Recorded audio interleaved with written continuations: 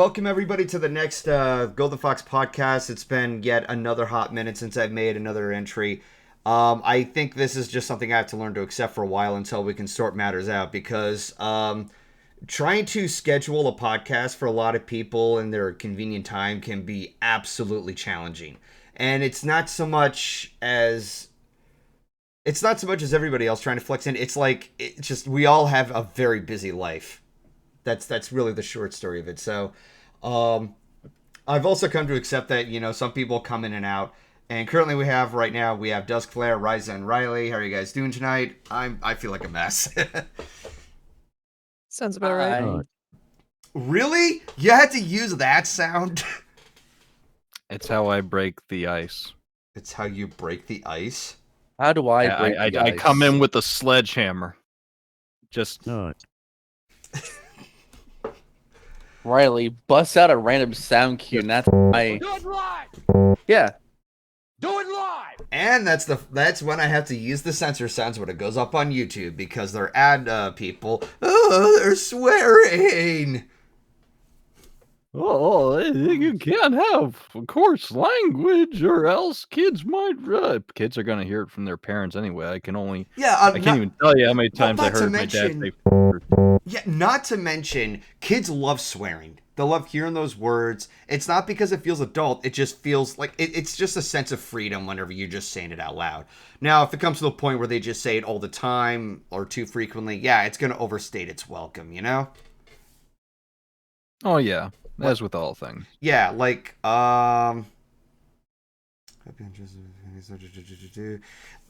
as I'm reading the chat, Karma the Writer. Okay, yeah, sorry to hear about what happened last night. So, yeah, I tried to stream the Minish Cap and hopefully finish it off that night. Unfortunately, the internet connection was so horrible, I kept getting disconnected. I'm like, I need to figure out some way to fix it. I followed all the methods of restarting the modem, restarting the computer. And it got to a point where I could, not even get online at all. So I'm like, oh, wow, it must be really bad tonight. And that's on the fault of Spectrum and not anything around our area, or the stuff that I have. You can have, the greatest rig in the world, but you can have a really bad internet connection, which is kind of unfortunate. Yes, Magical Star Spectrum absolutely is garbage. So, I have to pay $80 a month to keep it running. ISPs just want to scam you out of your money. Yep. So, there's a couple of things that have been happening for the past couple of months. First of which, it's finally autumn and things have finally been cooling down because I've mentioned this before. I can't stand the summer. The summer heat, it's absolutely unbearable for me. I'm one of those people who get hot very easily. Keyframe said to me best that I'm a living furnace, and that could be... Most guys are. Yeah, that could be both the given and a blessing and a curse, because with the blessing, you can help those people who get cold very easily and keep them warm, but the heat is just so ridiculous. And what's even worse is that, you just feel miserable. I feel miserable, I get tired a lot, I sweat, I smell... And not, above all else, is having to pay for air conditioning, because, oh dear God, I'm having to pay, at the time of this stream, at the time of this podcast, the bill is, above $800 that I have to, pay out bit by bit. In case it wasn't obvious, I've been in financial hell. You were going to say something, Raiza? I was going to say, bust out them fans in the room. That's what I do.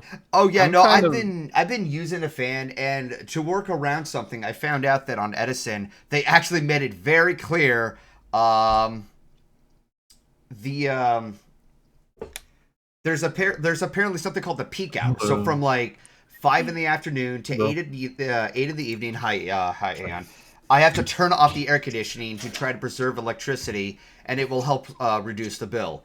It has somewhat helped. Sorry. I haven't seen much of the results. Hi, Aeon. But what did I walk into? Oh, wow. Just DMs. We're about to start the stream, and Golden was complaining how he is too hot at night. No, we are already live. I'm just... Yeah. Yeah, I'm just... Correct. What I meant is we haven't started on the 3 topics of Helluva Boss 2, Obi-Wan Kenobi, and Prey. Yeah, and hopefully that's something at the end. Yeah, that's basically that. Also, I want to give a bit of a plug-in or a shout-out. So for those who haven't been subscribed yet to this channel, like this following channel here, if you're not, I don't know why you are, why you aren't. DA Games. They had a recent song come out. I don't know what the song is still called. I could be misreading it, but it's a recent fan song dedicated to Cuphead. And Keyframe has become a part of doing a voice choir of, I think it's supposed to resemble Chalice. And it's a very, very well done song. I highly recommend you check that out. So, enough with me trying to fill in the space. Aeon, how things been with you? Yeah, I'm good. Just really tired recently. Thank you, Mr. Bezos, for the extra workday that I did not have as optional. You, but also thank you for the payday.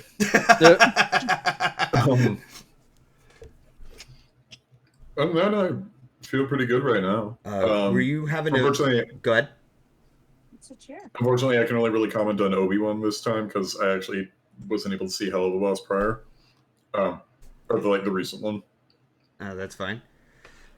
Otherwise, I've been doing fine. Okay. I'm eating some pineapple curry made by Blissey.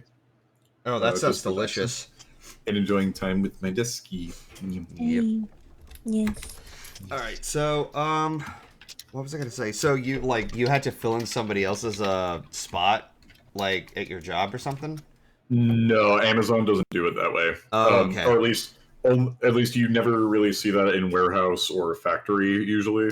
Okay. Usually you are trained on stations or machines, and you're assigned to one of them as needed. So, for instance, for anyone working in Amazon, I'm still in my 80 hours training for the stow department. Mm-hmm. I otherwise know pick and tasers, and if you're an Amazon employee, you know what I mean. Okay. There are times I wish I had that kind of job instead of working with customer service. Like I've shared. I mean, go ahead. Yeah, I was gonna say you would definitely.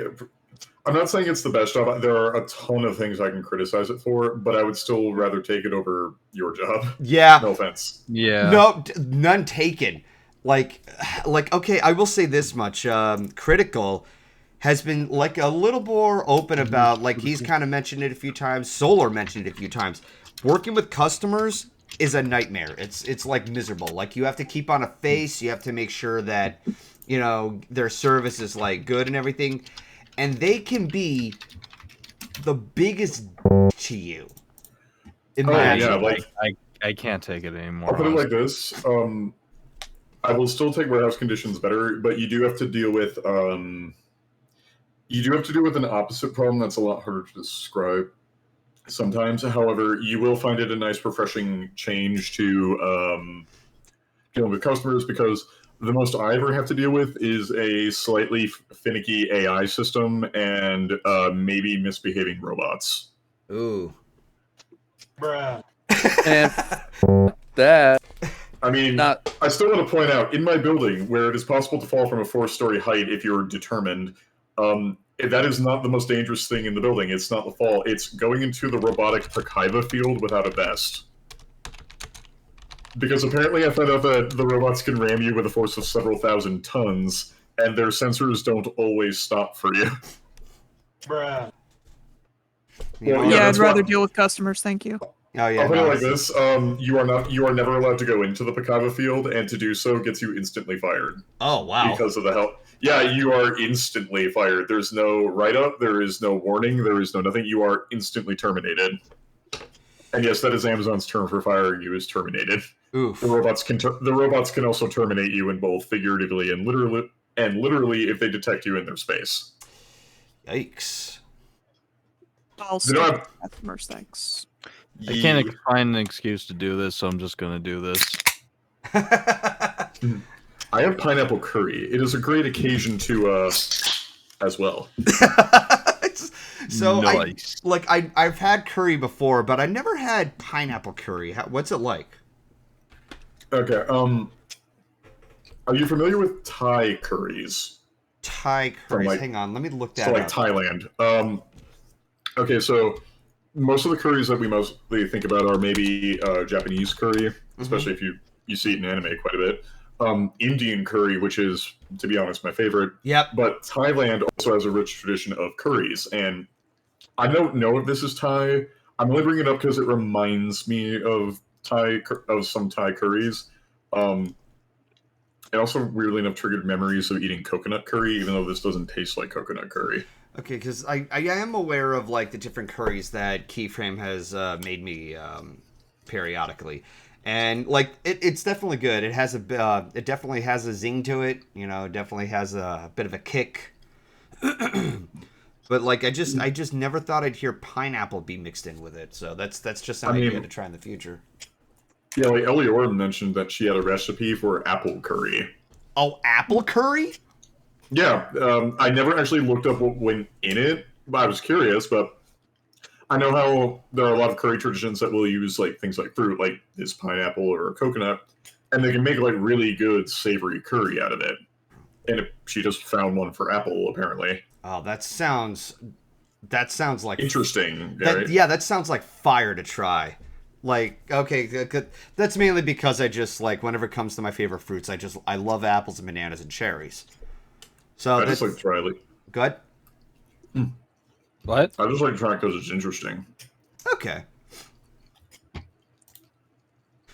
So yeah, so I probably may have like forgotten a few things that I wanted to mention before I get to the meat and potatoes of the topics, but I suppose the first thing to get started with is I think we're ready to get to. Let's go ahead and get started with Obi-Wan Kenobi, because I know that Peter, you have some things to say about it. I know that other people have things to say about it. So this was something that I've been meaning to talk about for the past couple of months, but I wanted to give some space for some people to catch up on it. Raiza wanted in on it. He wanted to give his thoughts on it, and a few others. So, the best that I can say about Obi-Wan Kenobi is that I enjoy watching it, but I've grown to realize that there's more problems than I realize, and I'm not one. Well, okay, I can't really.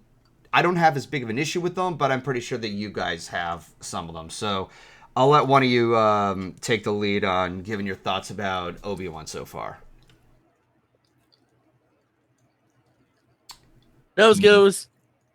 All right. Yeah, if you wanted to go first, just to set off the discussion, that'd probably be good. Yeah, that's what I meant. Sorry. No, you're good. Go ahead. All right, so Raiza, I think you had some things to say about it.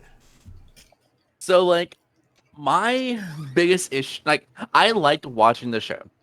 I liked what they were trying to flesh out more of Obi-Wan Kenobi, with him watching Luke Skywalker from afar, with his aunt and uncle. Meanwhile, Princess Leia is on the other planet with her quote-unquote real... Other planet? Alderaan? I forgot the name, okay? The other planet? The Bang Bang Explodey planet that isn't Dantooine. The Bang Bang Explodey planet that isn't Dantooine. Trademark. Bang. Yeah, we'll call it Dead Planet because we all know what happens. Yeah. So anyway, I did kind of like the first starting point is they introduced the Inquisitors or the Jedi Hunters. So it was nice. I think it was nice to see there were other Jedi around besides Obi-Wan. There weren't a lot, but it was like maybe as our far we know a handful. I didn't really care. Fucking what's that girl's name? The third Inquisitor. I was gonna say if you say Leia, we are gonna have words. Oh no! No. I didn't. No, really I know care. you're talking about like her name again was Ribbon. Was her name Ribbon or? I think so. The third sister, right? Third sister. Yeah, I don't want to go along saying that in case I got it wrong. Riva. Okay. I didn't really care for her all that much. Like, I got what she was trying to do. But like, at that point, she was just hunting. She was hunting for Obi-Wan, but like, she had like literal no proof. From what I remember, she had no proof that Obi-Wan was on the planet. So my mindset was, oh, is she just going around hopping planet to planet like Obi-Wan? So it's just like, okay. But that's what fine. I mean, that is basically how the Empire just kind of did it. They just heard rumors that Jedi were in an area, and if it was credible, they would like send people out to deal with them. Yeah, but she always assumed it was Obi-Wan though. No, the first episode does point out that she is really obsessed with him. Mm-hmm. And not even a hateful lover kind of way, but just a fucking stalker. Well, yeah, but it's natural to like ask for someone if you're being like obsessive about them. I do have my issues with her as a character, although I do think it's that's for later. And like I said, I did kind of like what they did with the uncle. The uncle's kind of like up and down for me. I did like he didn't like obviously if he would have thrown him under the bus, the series would end right there and then. Yeah, like he was very underplayed. Like the one moment you see that obviously he's got a fork up his ass, and the next he's still like he's finally starting to open. Like there could have been something interesting between Obi-Wan and the and Uncle Owen. Yeah, I think there was. Because he does start out hating him to opening up to him at the end by saying, "Do you want to meet him?" I think it was just underused a little bit. I think it was more of Owen realized that Luke realistically can't live a normal life as long as there are people out there that know what he's capable of. I think that's the thought. That's the thought I went after him at least. He also literally says, "The Jedi. This is all the Jedi's fault." You know, the whole rise of the Empire and the Imperial occupation and the Imperial presence on the facility. In a way, the average galactic. That's kind of how the average galactic citizen sees it, and he's kind of representative of the general voice of the populace at the time. They're kind of sick of all that, and to put it lightly, and they don't like the increased presence, so they'd rather, in their eyes, for a lot of them. And this is kind of understated in Star Wars, but it was significantly easier to just sell out a Jedi that you knew. Never mind that, you didn't have to worry about an Inquisitor killing you later just because you helped one out. That just seems fucked. If we're being like, I understand why. Like I said, like you said, but it just like, especially people who lived out the time period of the Jedi protecting others. Like, obviously there was only a 10-year gap between Obi-Wan and, what was it, 10, 20? Was it 20? It was 10 years because, Yeah, Leia's 10 years old. Oh, yeah, duh. Yeah, she looks way too young for 10 years old. Anyway, go ahead. She looks, she looks 7 or 8. Anyway, sorry. But, like, I feel like, so it wasn't that big of a gap between when the Republic was still around versus the Jedi of then, or now. I mean, Episode 4 is where they mention the last remnants of the Old Republic have been swept away. It was not there. Functionally, it was just Palpatine, like, being the one-man dictator, kind of. Or in function, that was it. But there was, at least as far as appearances went, there was still technically a Senate, which I think I haven't seen Andor. I really want to. Yeah, we need to watch that. Yeah, but because that's like Star Wars Game of Thrones from what everyone has been telling me. But they still had it was during the time when they still had a Senate, or at least needed the appearance of a Senate. Even though at this time most of the Senate was definitely like bought out by Palpatine's like allies. Mm-hmm. Except for the delegation of 2000. That was like a minority. It was like a minority party, but it was big enough to cause problems. But they were like not bought out by Palpatine, and just before episode 3, or during episode 3, they even tried to like push out the delegation of 2000. But obviously the senators were captured and almost killed, except Padme, because Sidious was legitimately terrified of arresting Padme. Mm-hmm. Well, okay, there are a couple of people Palpatine feared most. One of them was Padme, specifically because she was such a wild card in terms of his plans and calculations. Neat.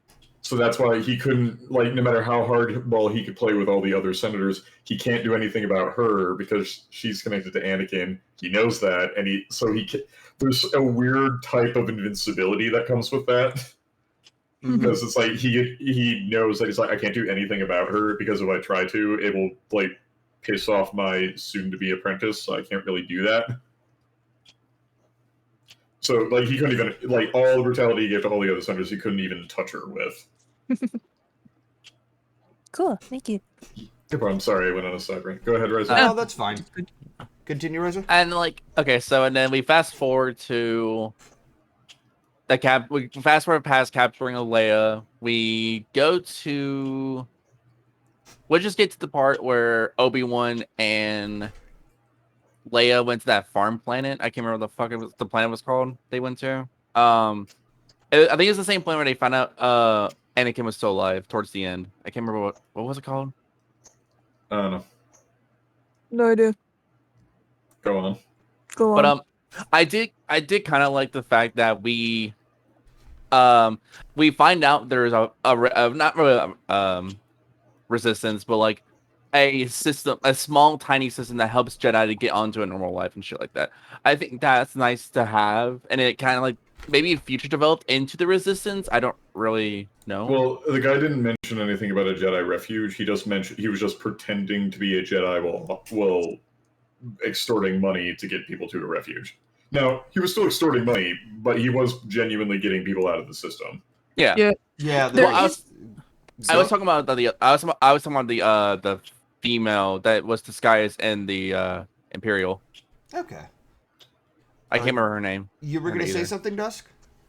It's okay. It was just also there were signs that there were other Jedi alive in the safe houses. Yeah. Yeah, like Quinlan Bose was apparently in there at one point, according to like someone did an analysis thing and figured out like which Jedi left what markings, and apparently Quinlan Bose, who was a favorite of the Legends timeline as well, was apparently in there at one point. Yeah. So like I'm kind of just bouncing around everywhere. I'm trying to remember like pieces off the top of my head. The one part that just I didn't understand why didn't I get when Obi-Wan first fight Darth Vader, Obi-Wan was clearly out of practice and outclassed. Right. As soon as Obi-Wan got into like, okay, I'm starting to remember my training, I'm starting to remember how to use the Force, he was clapping Vader. Clapping him. Well, yeah, because he was the master who literally taught him everything he knew. No, I get that, but it's like, and like, what bother? I get obviously, Obi-Wan could have killed him. Let's just be real. Oh, are you talking about like when he cut off a chunk of the helmet and Anakin's face was showing? Yeah, like I did find like I like the fact that you could see there was still pieces of Anakin there, but like he was so consumed with the dark side at that point, there was almost no point of return. But like with Obi-Wan literally could have killed Anakin right there, and like the entirety of episode 4, 5, 6. I'll comment on this later when we get to me. Okay. Oh. Because like if Obi-Wan killed Vader, then Alderaan would have been fine. Not necessarily. Not really. Tarkin was the one who ordered the firing on the planet. Vader. Yeah, like even Vader didn't like that. Alderaan is still gone. Alderaan is otherwise known as the Boom Boom Planet. Yes, it is still the Boom Planet. Is it still the Boom Boom Planet? The Boom Boom Explodey Planet that isn't Dantooine. Well, I tried. I tried to defend Boom Boom Planet. You're dead. You're doomed to fail. It's it's a lost cause. Bastards. Okay, well, that's all I really have to say. I might pop in a bit more as I remember, but I feel like I might be the worst person to start this off with. Well, I'm pretty sure that some will have feedback in response to what your criticisms are. Aeon, since you're somebody who is heavily knowledged with, like you and Dusk are heavily knowledgeable with Star Wars lore. Way more than me, but thank you. Okay, well, go ahead and take the floor from here. Okay. I kind of like what they did by making him by making Obi-Wan still, even when he's like not fully on his force abilities, he is still smart enough to either not walk into an obvious trap or at least be able to read people still. So at least they didn't yeah, he still had to regain his connection to the Force. This isn't the first time we've seen this story in Star Wars. If any of you old PC gamers have played Jedi Outcast, that has that. The KOTOR series has a lapsed Jedi reestablishing their connection to the Force too. So this is stuff that like happened. This isn't like an unknown thing. So as he's getting his abilities back, I do like that he's clever enough to like, even if it seems like he fell into a trap, he very clearly had a way out and he can finesse his way out of it. So at least they didn't like completely bastardize Obi-Wan, but they clearly very interestingly show this as not just a point of. It's a very psychological series compared to the other ones because it very much is an exploration into mostly Obi-Wan after the Clone Wars, but also and his psychology, but also it's filled with like flashbacks of the past, like the duel between Obi-Wan and Anakin paralleled with Obi-Wan and Vader is beautiful. Mm-hmm. What else did they do? But if you actually pay attention to the series, it's more psychological than anything else. I know I've already just said that, but with focusing on the past, and also mostly if you pay attention, especially to the end duel, they're not actually looking to kill one another. They're actually seeking some weird form of, well, I don't know about Anakin, but in a weird way, they're actually seeking a form of closure. Like, because both is purely focused on the other. Like, a rebel cell completely escaped, even though it could have been wiped out, because Vader and saw Obi-Wan fly away. And you can also hear not in a weird way, there was a therapist guy, it wasn't cinematherapy, it was someone else, point out that you can hear in Vader's voice and in his dialogue choices, there is a part of him that's somewhat of an Anakin part of him that still cares enough to give him the closure that this isn't his fault. Like, yeah, he's Vader now, and he hates the Jedi, but this isn't his fault.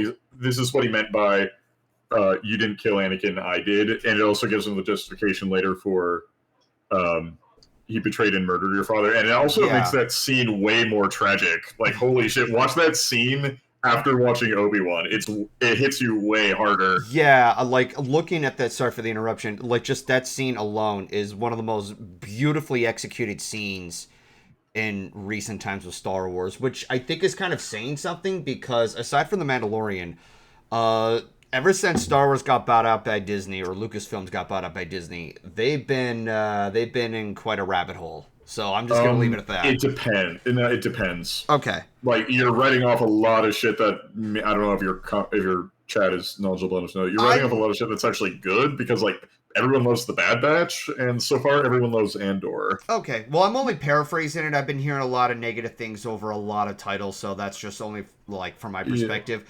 Yeah. But yeah, no.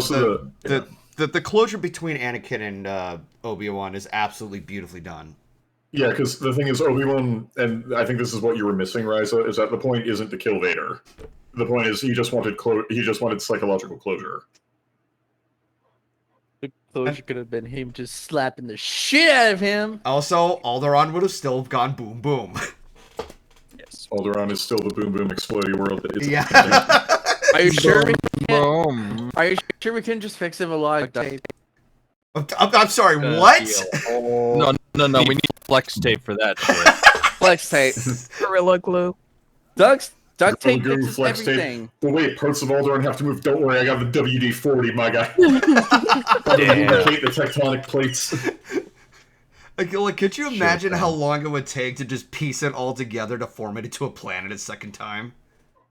I mean, technically speaking, I know this is kind of weird. Naboo is like that. It's literally just a floating mass of these floating islands with an ocean that just goes on the surface and through the middle of it. Oh my god, yeah, that's true. It doesn't even have a core.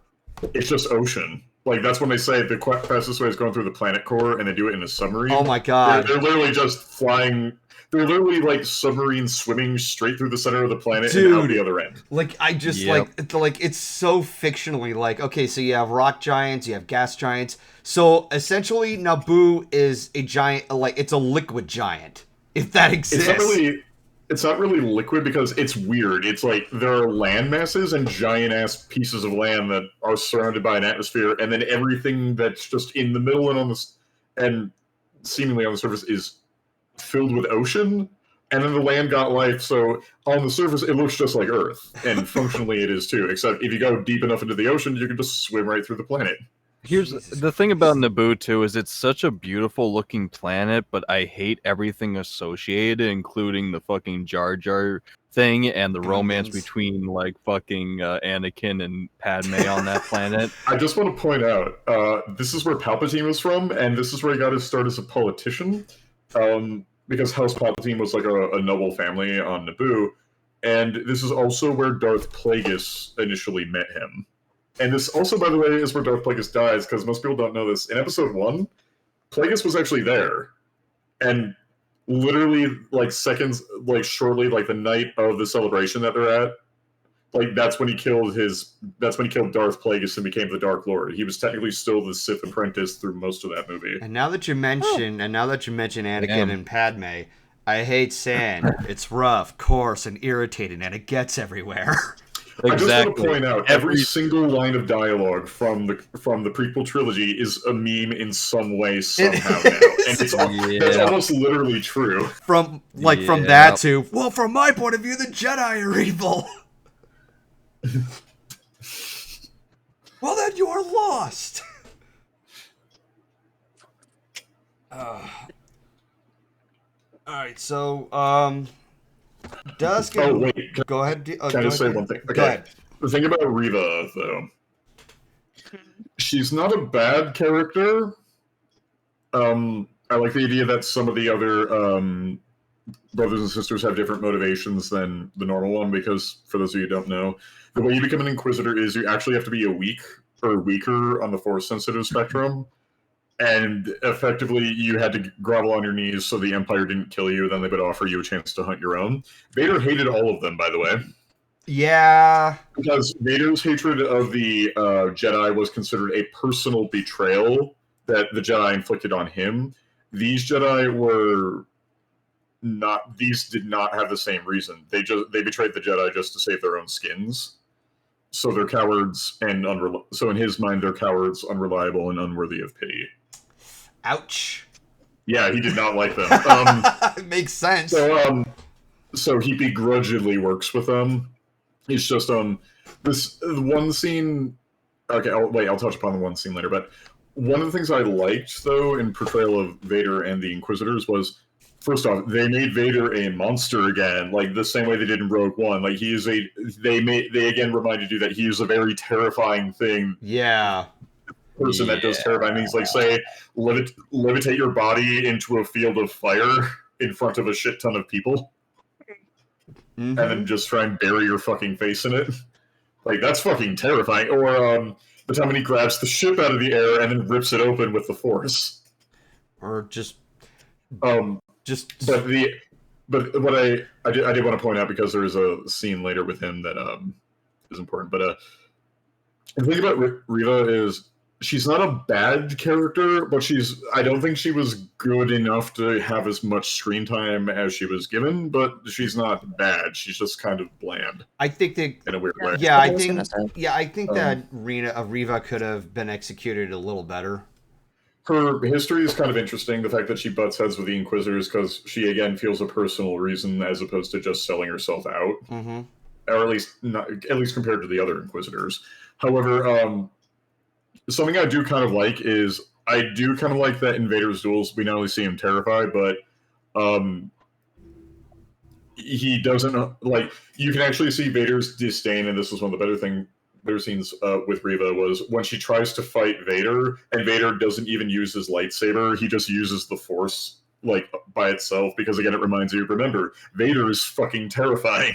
No, I like that they bring that back. Like, again, with, like, Rogue One, like you said, like, I still remember that scene at the end where all those troops, those rebel troops were trapped in, like, because I still remember seeing that in theaters, and I saw that saber coming out, I'm like, oh, they're fucked. That's it. Yeah, you heard the breathing, and that was all you needed to hear. Yeah, it's just, oh, they're dead.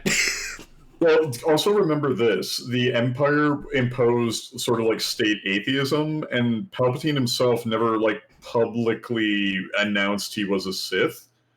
The curious thing he does mention is apparently in the Republic's constitution, it wasn't illegal to be a religious Sith. He actually mentions this in the novel offhand. Mm-hmm. Like even if I was, it's protected by freedom of religion or something, or the Republic freedom of religion law, which I thought was kind of interesting.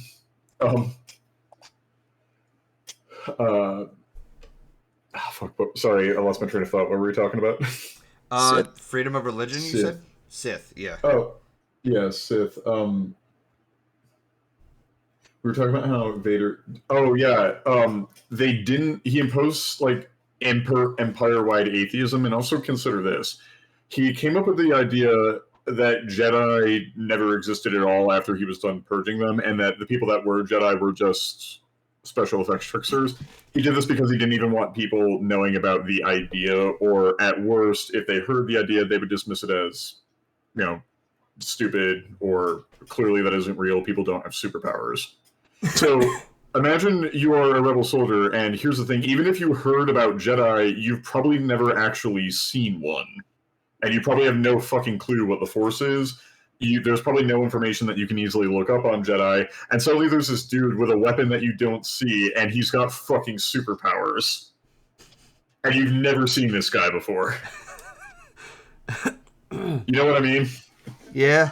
They captured that so well. The only thing the biggest criticism I can give it, I'm not saying that there aren't others, is I don't like that it continued the tradition of a character looks like they get killed, but they'd actually not been killed. Like, we know the Inquisitor is not going to be dead because he appears in Rebels, which takes place even later than this. So you already know he's not going to die. So, like, the tension out of that scene is kind of gone because I'm just like, okay, he's not dead. Yeah. They're just going to undo it later. My big question is, I kind of forgot about this until just now. I'm done now, by the way. I liked it. What happened to Third Sister at the end? Because I know she, in the end, decided not to kill Luke/Obi-Wan. Well, we should let everyone have the ability to speak first. Dusk? Yeah, go ahead, Dusk. Take the floor. Yeah, it's your turn. Thanks. I just noticed something that Disney is doing is, as a general business practice, they want to be in control of basically every genre that exists. This does have to do with Obi-Wan. What they're doing is they're starting this with Star Wars, and they are being very successful. You have The Mandalorian, which is obviously a Western. You have Boba Fett, which is obviously a take on mafia and gang It's stuff. a crime boss story, yeah. It's a crime boss story. And you have General Kenobi, which is the war hero story. I would argue, though, that I think for some people it's starting to get a bit of franchise fatigue. Yes, people have noticed that specifically with Marvel. Oh, yeah. Bear in mind- Absolutely, yeah. Bear in mind, God. Marvel is something that was going for 20 years. Well, It's 20 years worth of movie to get to this point and understand the nuance of every single movie that's coming on. Yeah, and or like the barrier to entry just to watch some of the movies is now like, it used to be that you could kind of like, as far as I'm concerned, I just stopped watching it after Endgame. Like I just watch up to Endgame and then stop. Yeah. Like So- the two Spider-Man movies are kind of an exception, but anyway, that's diverging. But you go ahead, Desk. Thanks. So yeah, the Obi-Wan Kenobi story is basically, the old soldier who just wants to hide and pretend like the war crimes he did never happened, sort of thing, that we've seen like a bunch of times before. Anytime that there's a, old soldier is needed again, any of the, what are they called? Indestructibles, or any of those. Which is a subgenre from the 80s. So anything, this stems from like when Terminator was a thing, any of those types. So it's the post-action movie, because they already have action movie covered, because that's covered under the sci-fi, which is Star Wars in general, and they sort of did that a little bit with, oh my god. What's the one where everyone dies in the end? Rogue One? Yep. Yeah. Rogue One was So- great. Yeah, and that one actually surprised me by following through with that they didn't try and make it, oh no, they managed to get out in the end. It's just like, no, they died. They died trying to get they those transmitted plans. the information to the plans. They barely got the plans out. Yep. Yeah. But here, I liked that they were, for lack of a better term, ballsy enough to do that. Because it does follow that formula of, no, there is a sacrifice. However, that movie never answered what a Bothan was, and therefore it failed in its main point. Amateurs. Because, like, one of the lines that's so famous is, many Bothans died for this information. There was not a single Bothan in that entire movie, therefore it's a failure. I completely forgot about that. Oh, that was for Death Star 2. Was it Death Star 2 or Death Star 1? No, the Death Star 2 was many Bothans died, and for context, a Bothan is a race of alien, but they were really, furry. really, really fucking good at stealth. Yeah, they're Like, furries, basically, or Khajiits. Well, they're not really like they're not like any recognizable like furry from the fandom furry. Or at least I would recognize them as a rubber face alien first, if you know what I mean. At least from the designs I saw. The big reason why they were good spies though was they had because this was old canon, but they had stealth field generators, so they could just kind of turn invisible, and they would do saboteur shit. Nice.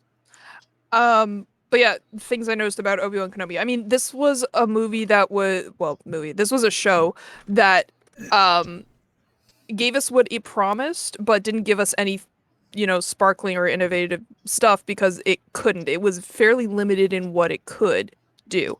Mm-hmm. For example, story for Obi-Wan, basically. Yeah, basically, because we know nothing can happen to Luke or Leia. We know nothing can happen to Obi-Wan. We know nothing can happen to Darth Vader. So it was going to end in a stalemate from the very start. Yeah, I think the official statement was they felt that there was a missing story because clearly a lot of stuff happened to Obi-Wan, and there's a way that he behaves in Rebels that isn't, or in Episode 4 that they thought was uncharacteristic, so they thought they had to put in a gap. Or, not a gap, but they thought they should just explain, like, what was going on with Obi-Wan that eventually led him to be the more calm man that he is, rather than the clearly PTSD, like, war vet that you see at the end of Episode 3.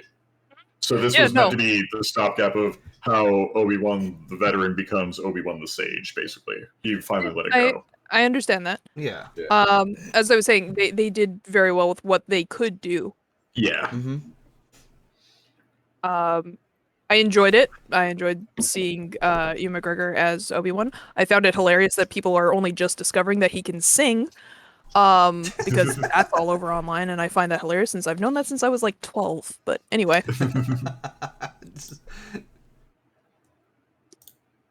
Go ahead. Yeah, Moulin Rouge was one of my favorite movies. So anyway. Yeah. Of course, I really liked enjoying. I really like that they got Christian Hayden. Hayden Christensen. I know it's a tricky name. Hayden Christensen. Yeah, so I'm very glad that they got him back. Yeah. Yeah. And the fact that now he's allowed to act properly instead of being very stunted. Because he's good. He's a really good actor. Yeah, he has a lot of potential. It's just that George Lucas didn't really like. It's not that it's not that he had lost potential. It's that he was told to behave in a certain way. But if you notice, and actually, funny enough, Nostalgia Critic points this out.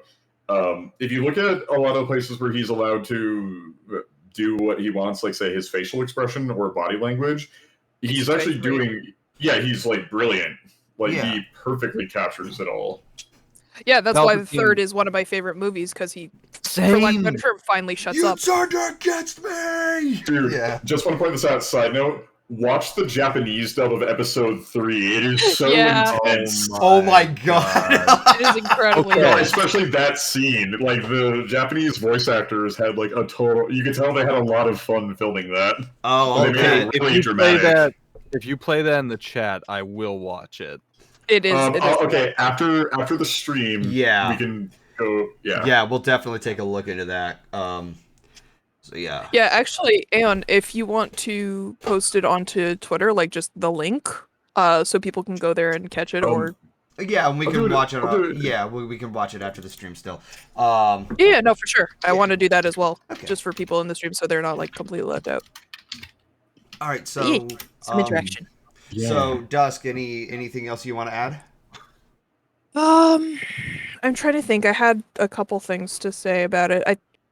got that point out. I think I got that point Watch, out. watch. By the time I pass it on to Ryley, they're gonna be like, "Oh yeah, there was also this." You know, it just. No, the other thing that I noticed, okay, problems with the child actress who played young Leia. First off, she was too young.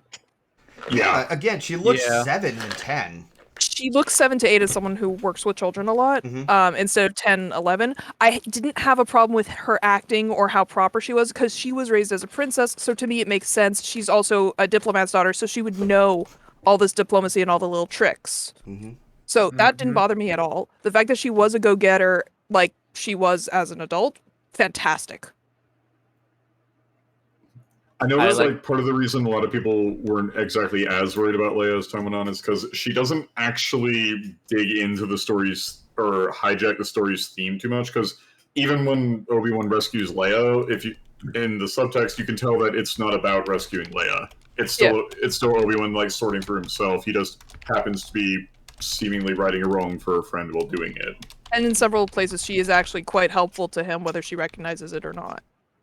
Yeah, but the more to the point is, I think the reason why people don't mind is because thematically, whether or not she's smart is irrelevant because she's less relevant than the story portrays, but not in a bad way. Again, she's a mechanism of action that kind of helps everyone think about himself, but more in the sense of like unintentional nudging rather than solving the problem. So it really doesn't matter. That's what I mean. It's like I've heard complaints about her being like looking too young or acting too proper or not acting like a child, and people have to realize she is acting as a princess child, not as a child.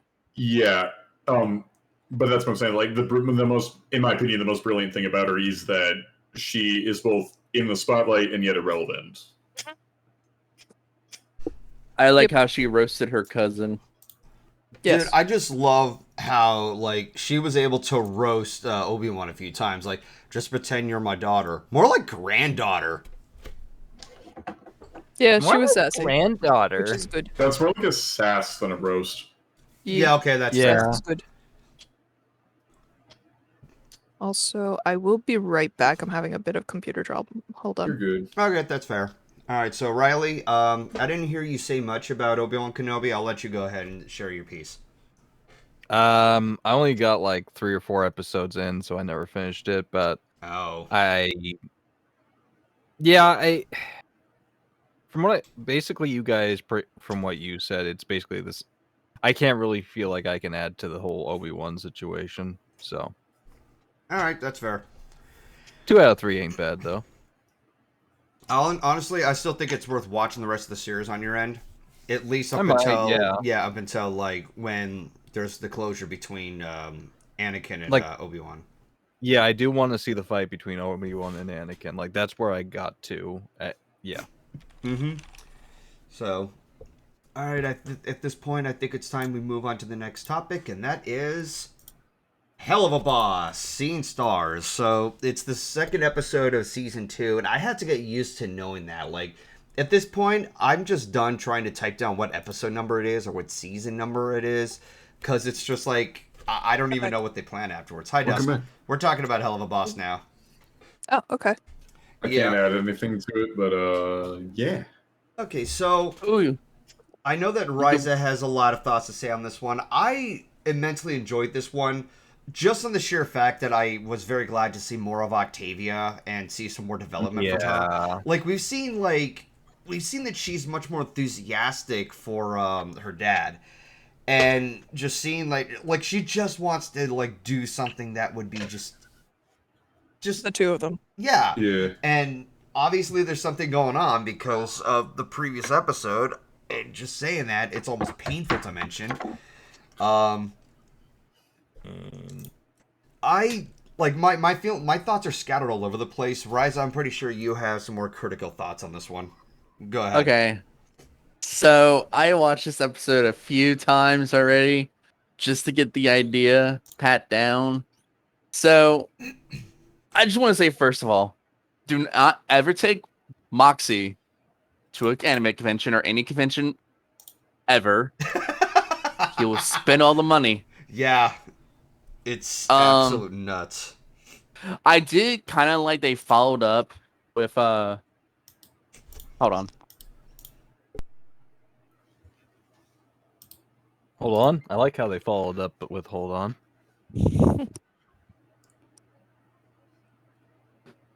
Okay, I'm back.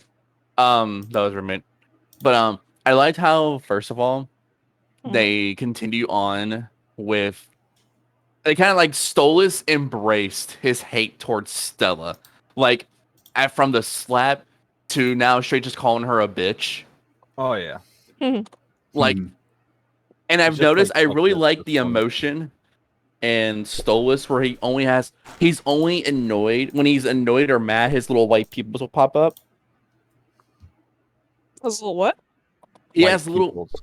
so like you know how Octavia has little white pupils in her eyes?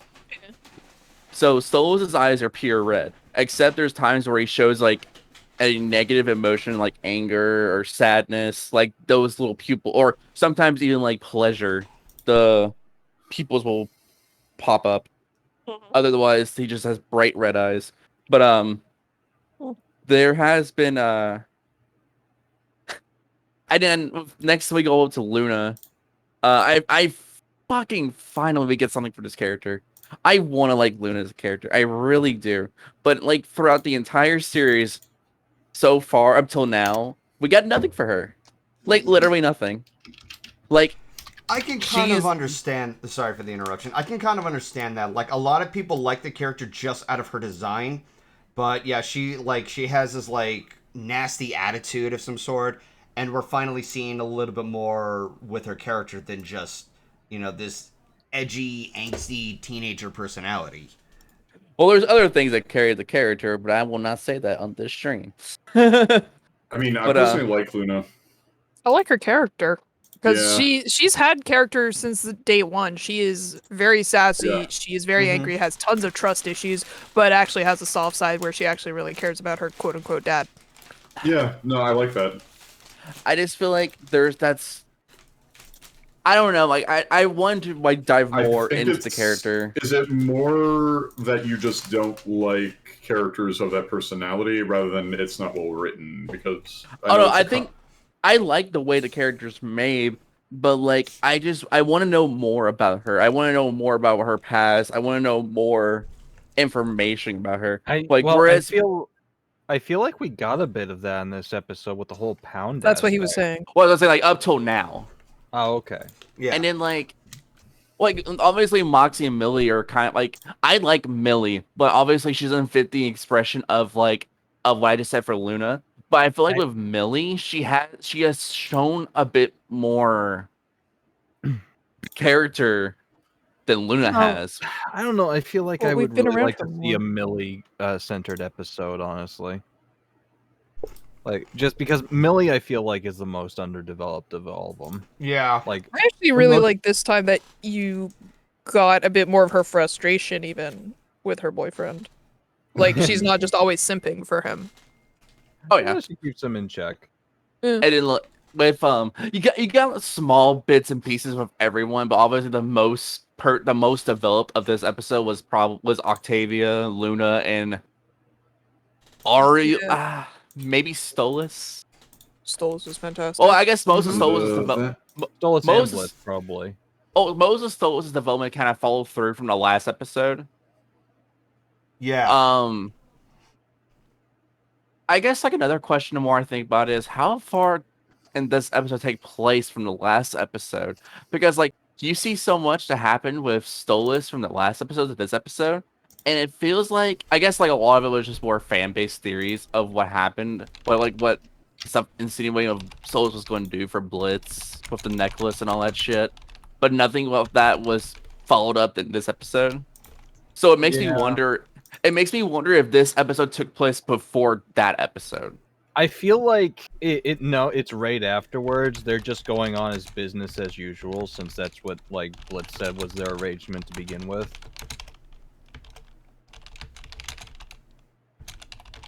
Suppose You know that's what I mean? fair. Yeah. Also, And oh god, sorry. Go ahead. no, you can go. It's Yeah. fine. No, I was just gonna gush about Stolas, human Stolas. Every moment is beautiful. Well, in general, Oh, I yes. just love Stolas as a character. Same. Yeah. I Stolas still is find pro- it interesting that he's like actually. I like that they kind of intermix with like actual demons in it because Yeah. the demonology. It's a very interesting one. They definitely. I'm not saying that they based it off of grimoires, but they clearly read some for inspiration, of course. Mhm. Because Stolas is from the Goetia. Let me double check his number because He's the long-legged owl. No. I mean his number. Oh, his number. Sorry. Yeah, you're good. Here's the thing: he can be a long-legged owl. Okay, I was slightly off about the number. He's the 36th spirit, and he's ranked as a prince, commanding 26 lead. Depending on the author, he either commands 26 legions of infernal spirits or 25.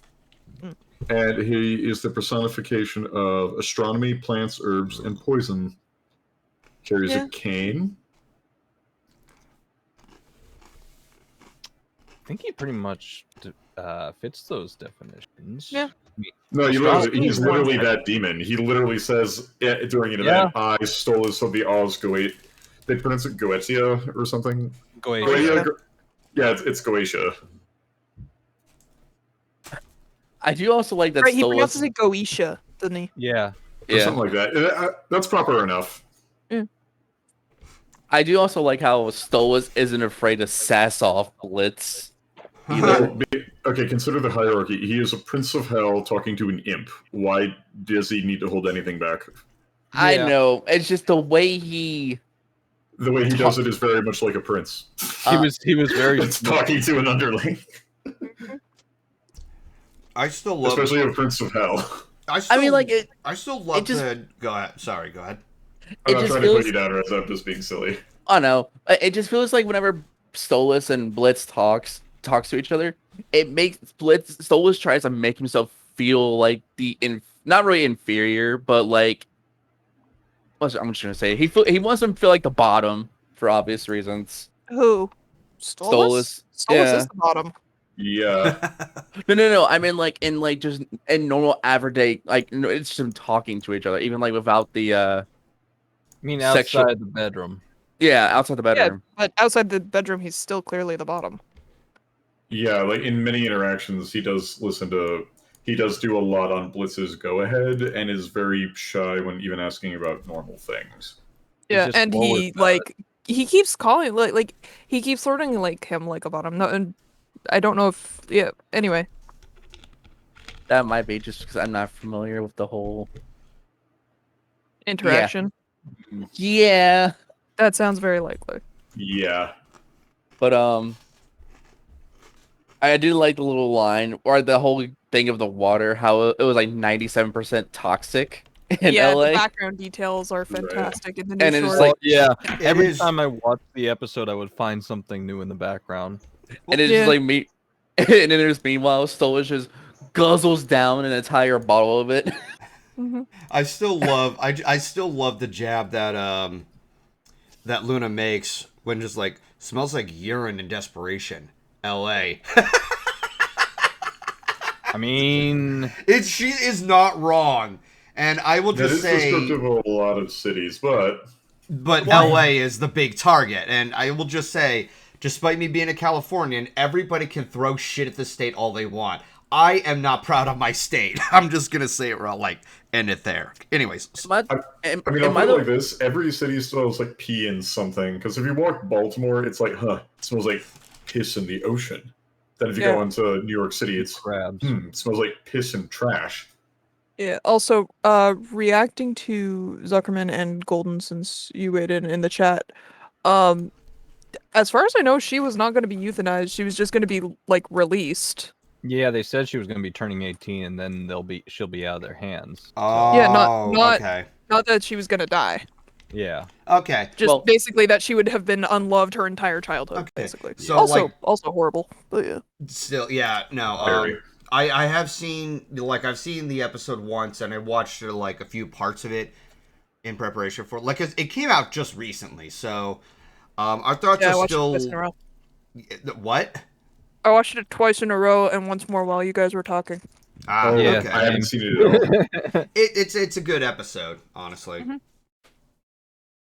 No problem. Hey, watch on, it if you'd later. like, we can watch it after with me. Sure, I'd love Yeah. to. I still have to show everyone Japanese Star Wars, so. Yes, you I absolutely. want to do. watch it again. I love But, what. Sorry, I love what Magical Star says. London smells like pee and depression. I mean, he's not wrong. I've been So Oh wait. If we're talking that sense, so if LA's piss and desperation, and London is piss and depression. You know what Boston is? Piss and cynicism. Oh. I mean, That's not a roast. That's just. I'll put it like this. yeah. Bostonians are cold motherfuckers and very cruel too. Okay. Zuckerman is like, I don't even know how Vlad would feel about that, but I'm assuming he also lives in Philadelphia. well, I mean, he lives in I'm just going to point Pennsylvania. out. Oh. Yeah, he lives in Philadelphia though. Philadelphia is Okay. in Pennsylvania. Philadelphia is a city that, like, because I was born in Detroit. It smells like it doesn't smell like pee. It just smells like asphalt and blood and death. Yeah, Um, it smells like weed. Maybe it also smells Mine? like gas. Oh, sorry, I thought you were talking about Detroit still. No, I said mine just smells like weed because they legalized it. That's all anyone ever smells anymore. You just smell weed and hear French. Just everywhere. There you go. Baguettes and weed. but And piss. No. two things alright. two things I I've Yeah, I was kidding. Yeah, no worries. So two things I found kind of interesting. One was I didn't really think about how limited Stoles' magic was without the grimoire, but at the same time it confuses me. It's just like he can open a portal to hell without the grimoire, but he can't cast Disguise Self with multiple people without it. Well, it makes sense once you realize that one is going between planes, which like basically any demon would need, versus disguising self, which not every demon would need. Yeah, or I'll put it like this. In the Goetia, although the demons must obey your commands, there is one.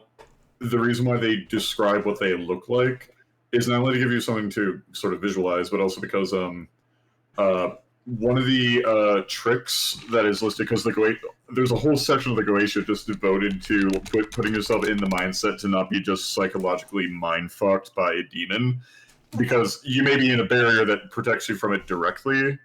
However, it can still sort of infiltrate your mind and mimic your inner voice.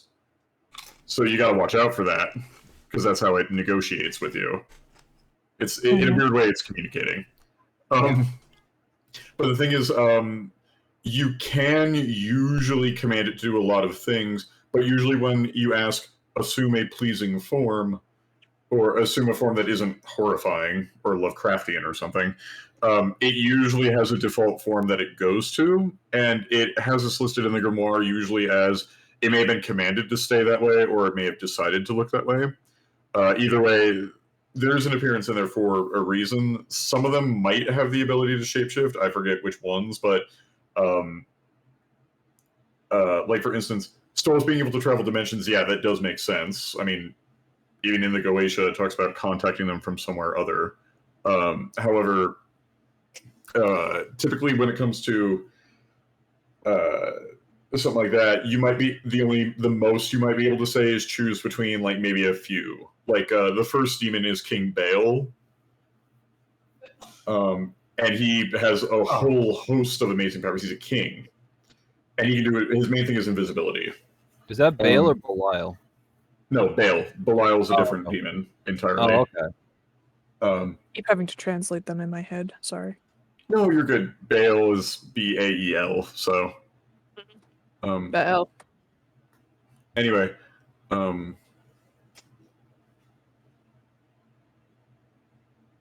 And then okay, so anyway, yeah, the point is, them not knowing how to shift into multiple forms would probably be a little bit.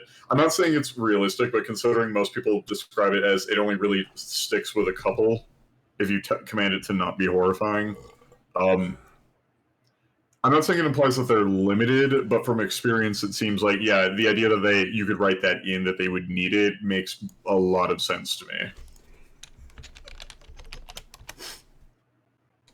Neat.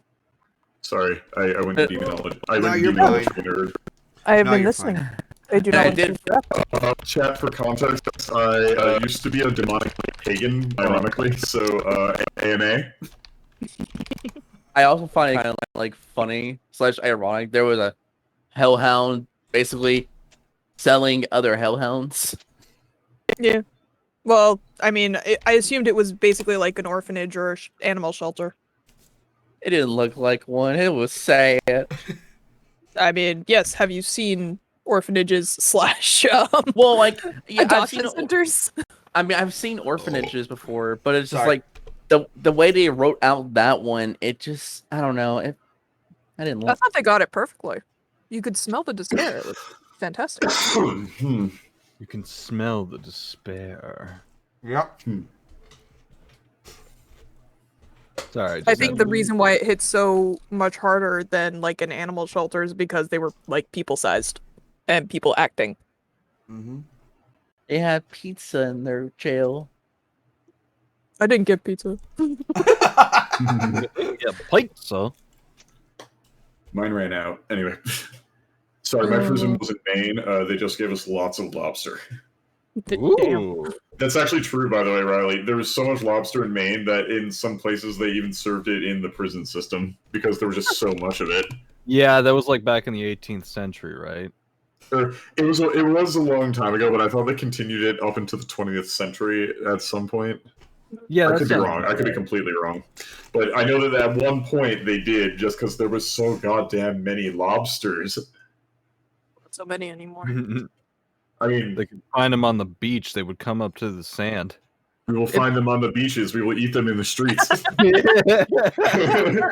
In any case, Golden, this was indeed a fantastic episode. Oh yeah, no, I loved it too. Oh, Go ahead, Ryley. like I loved all the little background stuff that they would show, like that scene of like Kim Kardashian and Northwest leaving Kanye at his mansion. And then you have the little girl who looks like Darla Dimple from Cats Don't Dance. And then her mom, who looks like the mom from Oddballs, if anybody remembers Oddballs. Mhm. And it's just, every time I watch it, I find something new to like gawk at and see the background thing. And like the characterization for, like, it showed a bit more of Stolas and his fatherly love for Octavia outside of his hatred for her mother. And it was like Blitz was showing a bit of how he felt like adopting Luna and such. And God, I'm having a hard time coming to words. I am sorry. I have been. Yeah. It's like, And then go ahead. Sorry, did I like you just had and then you lost it after I interrupted? My bad, dude. no, the anime girl transformation sequence for like fucking Octavia and not Octavia, Stolas and Luna. Stolas and Luna, yeah. It just was amazing. I love how Brendan Ragers and Stolas is in Blitzo's voiced by Brendan Rogers. Motherfucker. Oh, it was supposed to be a Brendan Fraser thing. No. It was a It's play a on it's a play on to Brendan Rogers, funny. who is the voice of Blitz. Yeah. No, like my feelings are like all over the place with this episode. Like, there's a lot of like love about it, but I'm just like I'm very happy to see that still Octavia is getting a little more attention. I hope, and I'm saying this with a pinch of salt here, I hope that she becomes a part of the imp group. Excuse me. I'm currently eating a sandwich and chips, so pardon me if I'm belching. I don't think she will. I think she will. I think Not she and gonna- Luna are going to become really good friends, if not She more. was able to sneak through the office pretty well. Yeah, But but Luna let Luna her. saw her. Yeah. Luna Not gonna literally lie, saw though. her and then looked back at her phone. Not gonna I mean, lie, that though. makes sense because Hellhound. Mm-hmm. I mean, this was after she had just gotten into a fight, so she's like even her sarcastic afterwards, like, "Oh yeah, you have a visitor." All right, that's fair. Not I had also No. didn't really like. I'm sorry. Wait. Oh wait. Not gonna lie though, I hate how they keep teasing us with that transformation for the M Squad. I would like to see what they look like as humans. Brandon Rogers. No, Yeah. no.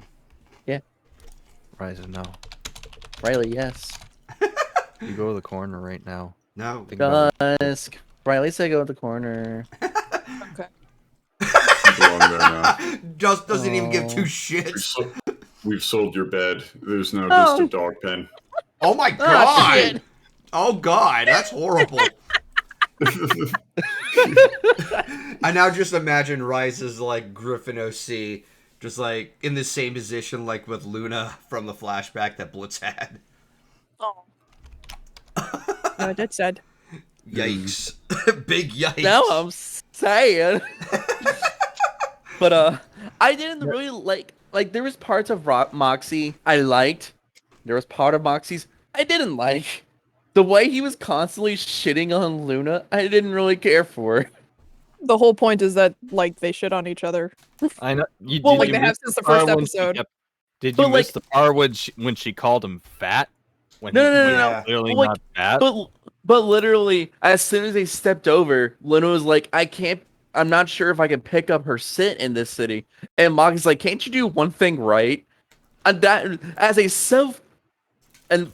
someone that like shits on himself a lot, that seems kind of fucked. No, that's just instant karma for Moxie. I'm sorry.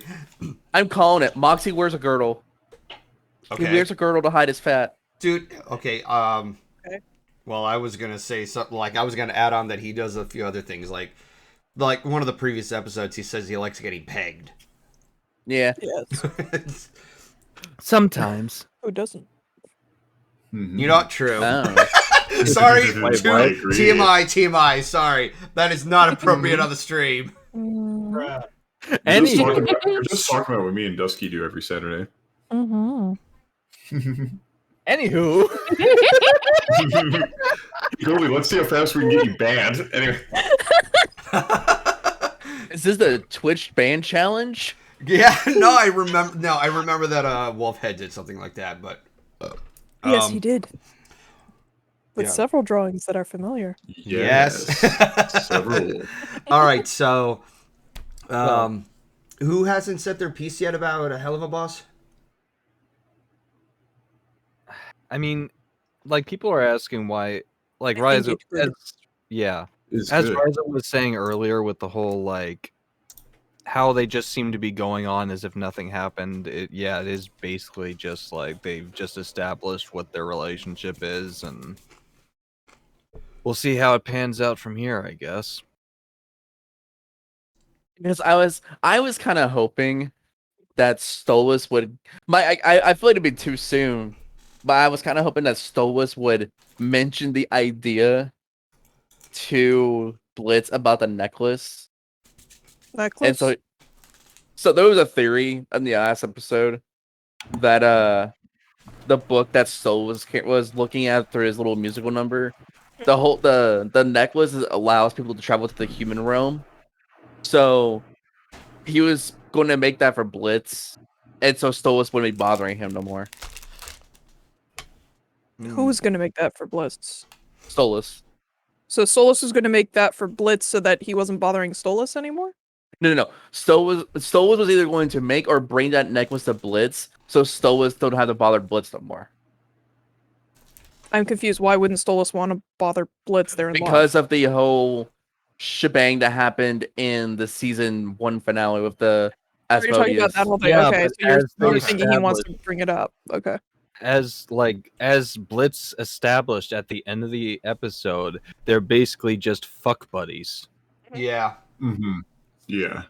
So the thing is, that's how it started. Stolas fell in love and then like left his wife for him for Blitz, who still thinks that they're just fuck buddies and is in complete denial. Yep. I'm not good at this. No, it's fine. There are times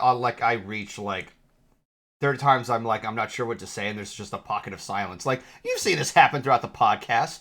It's just an awkward silence after another, and I'm trying to carry on the conversation, you know? There's allowed to be silence. You know that. Yeah. Just like, That is how people gather their thoughts. I mean, Yeah. that is true. We are contemplating or just listening. Yeah. It's like you're listening to dead silence. You are now listening to Dead Silence. You're on Did you see that? Radioactive. I was gonna do something similar to that. You're listening to the GoldenFox podcast, now on 103.4, the Zone.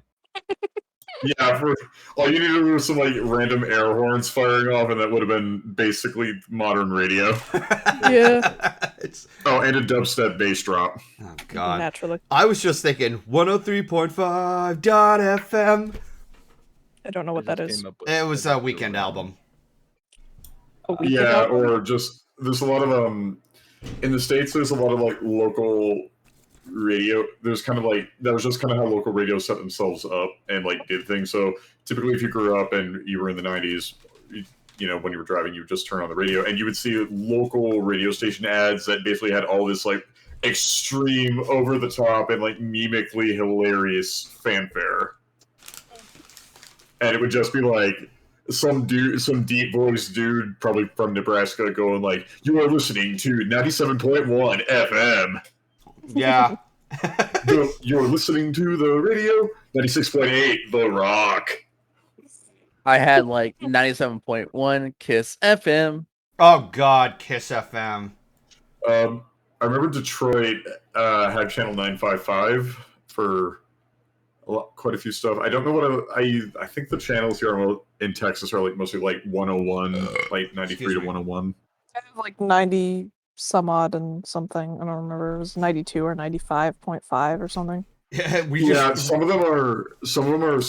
So like if they know that a lot of, at least in the US, I think it's like if they know like say 93.1 is a common like pop station, or there's popular pop stations that have that, then the FCC might just give you that for your region just because people associate it with pop music.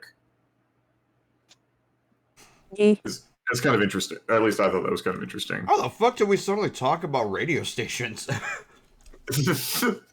I think one of us coined it as a joke, and then apparently it just stuck. Yeah, and it just clicked, like it evolved into a conversation. We're listening to the radio. I didn't know Luna liked to smoke cigarettes. We learned Does something. Luna listen to the radio? No, she likes to smoke cigarettes. But what if she likes to jam to 93.5 while howling down a cigarette? You know, that's probably true. All right. What was the next topic? Okay, so I'm guessing everybody's done with Helluva, boss. Yep. I think so. All right, so this Good is episode. yeah. So I'm pretty sure this is something that Ryley and I alone would talk about because I'm pretty sure that the rest of you wouldn't be interested. So, Prey. Not this interest, I just haven't seen it. Okay, well, Prey. So this is a quote unquote prequel to the Predator franchise. So like it's in the same timeline as the main entries. It takes place like a few centuries before the first movie ensued. So, this is like this movie came out in August, but admittedly I wanted to save it until like this month because it just felt appropriate. You know, talking about horror stuff or so whereabouts for Spoopy month, it always feels appropriate. But I will say this much: if you haven't seen it yet, it's definitely worth it. Honestly, I think it deserved a theatrical release instead of just being, you know, exclusively on Hulu, which, from what I get, I think that's what happened, unless I'm mistaken, Ryley?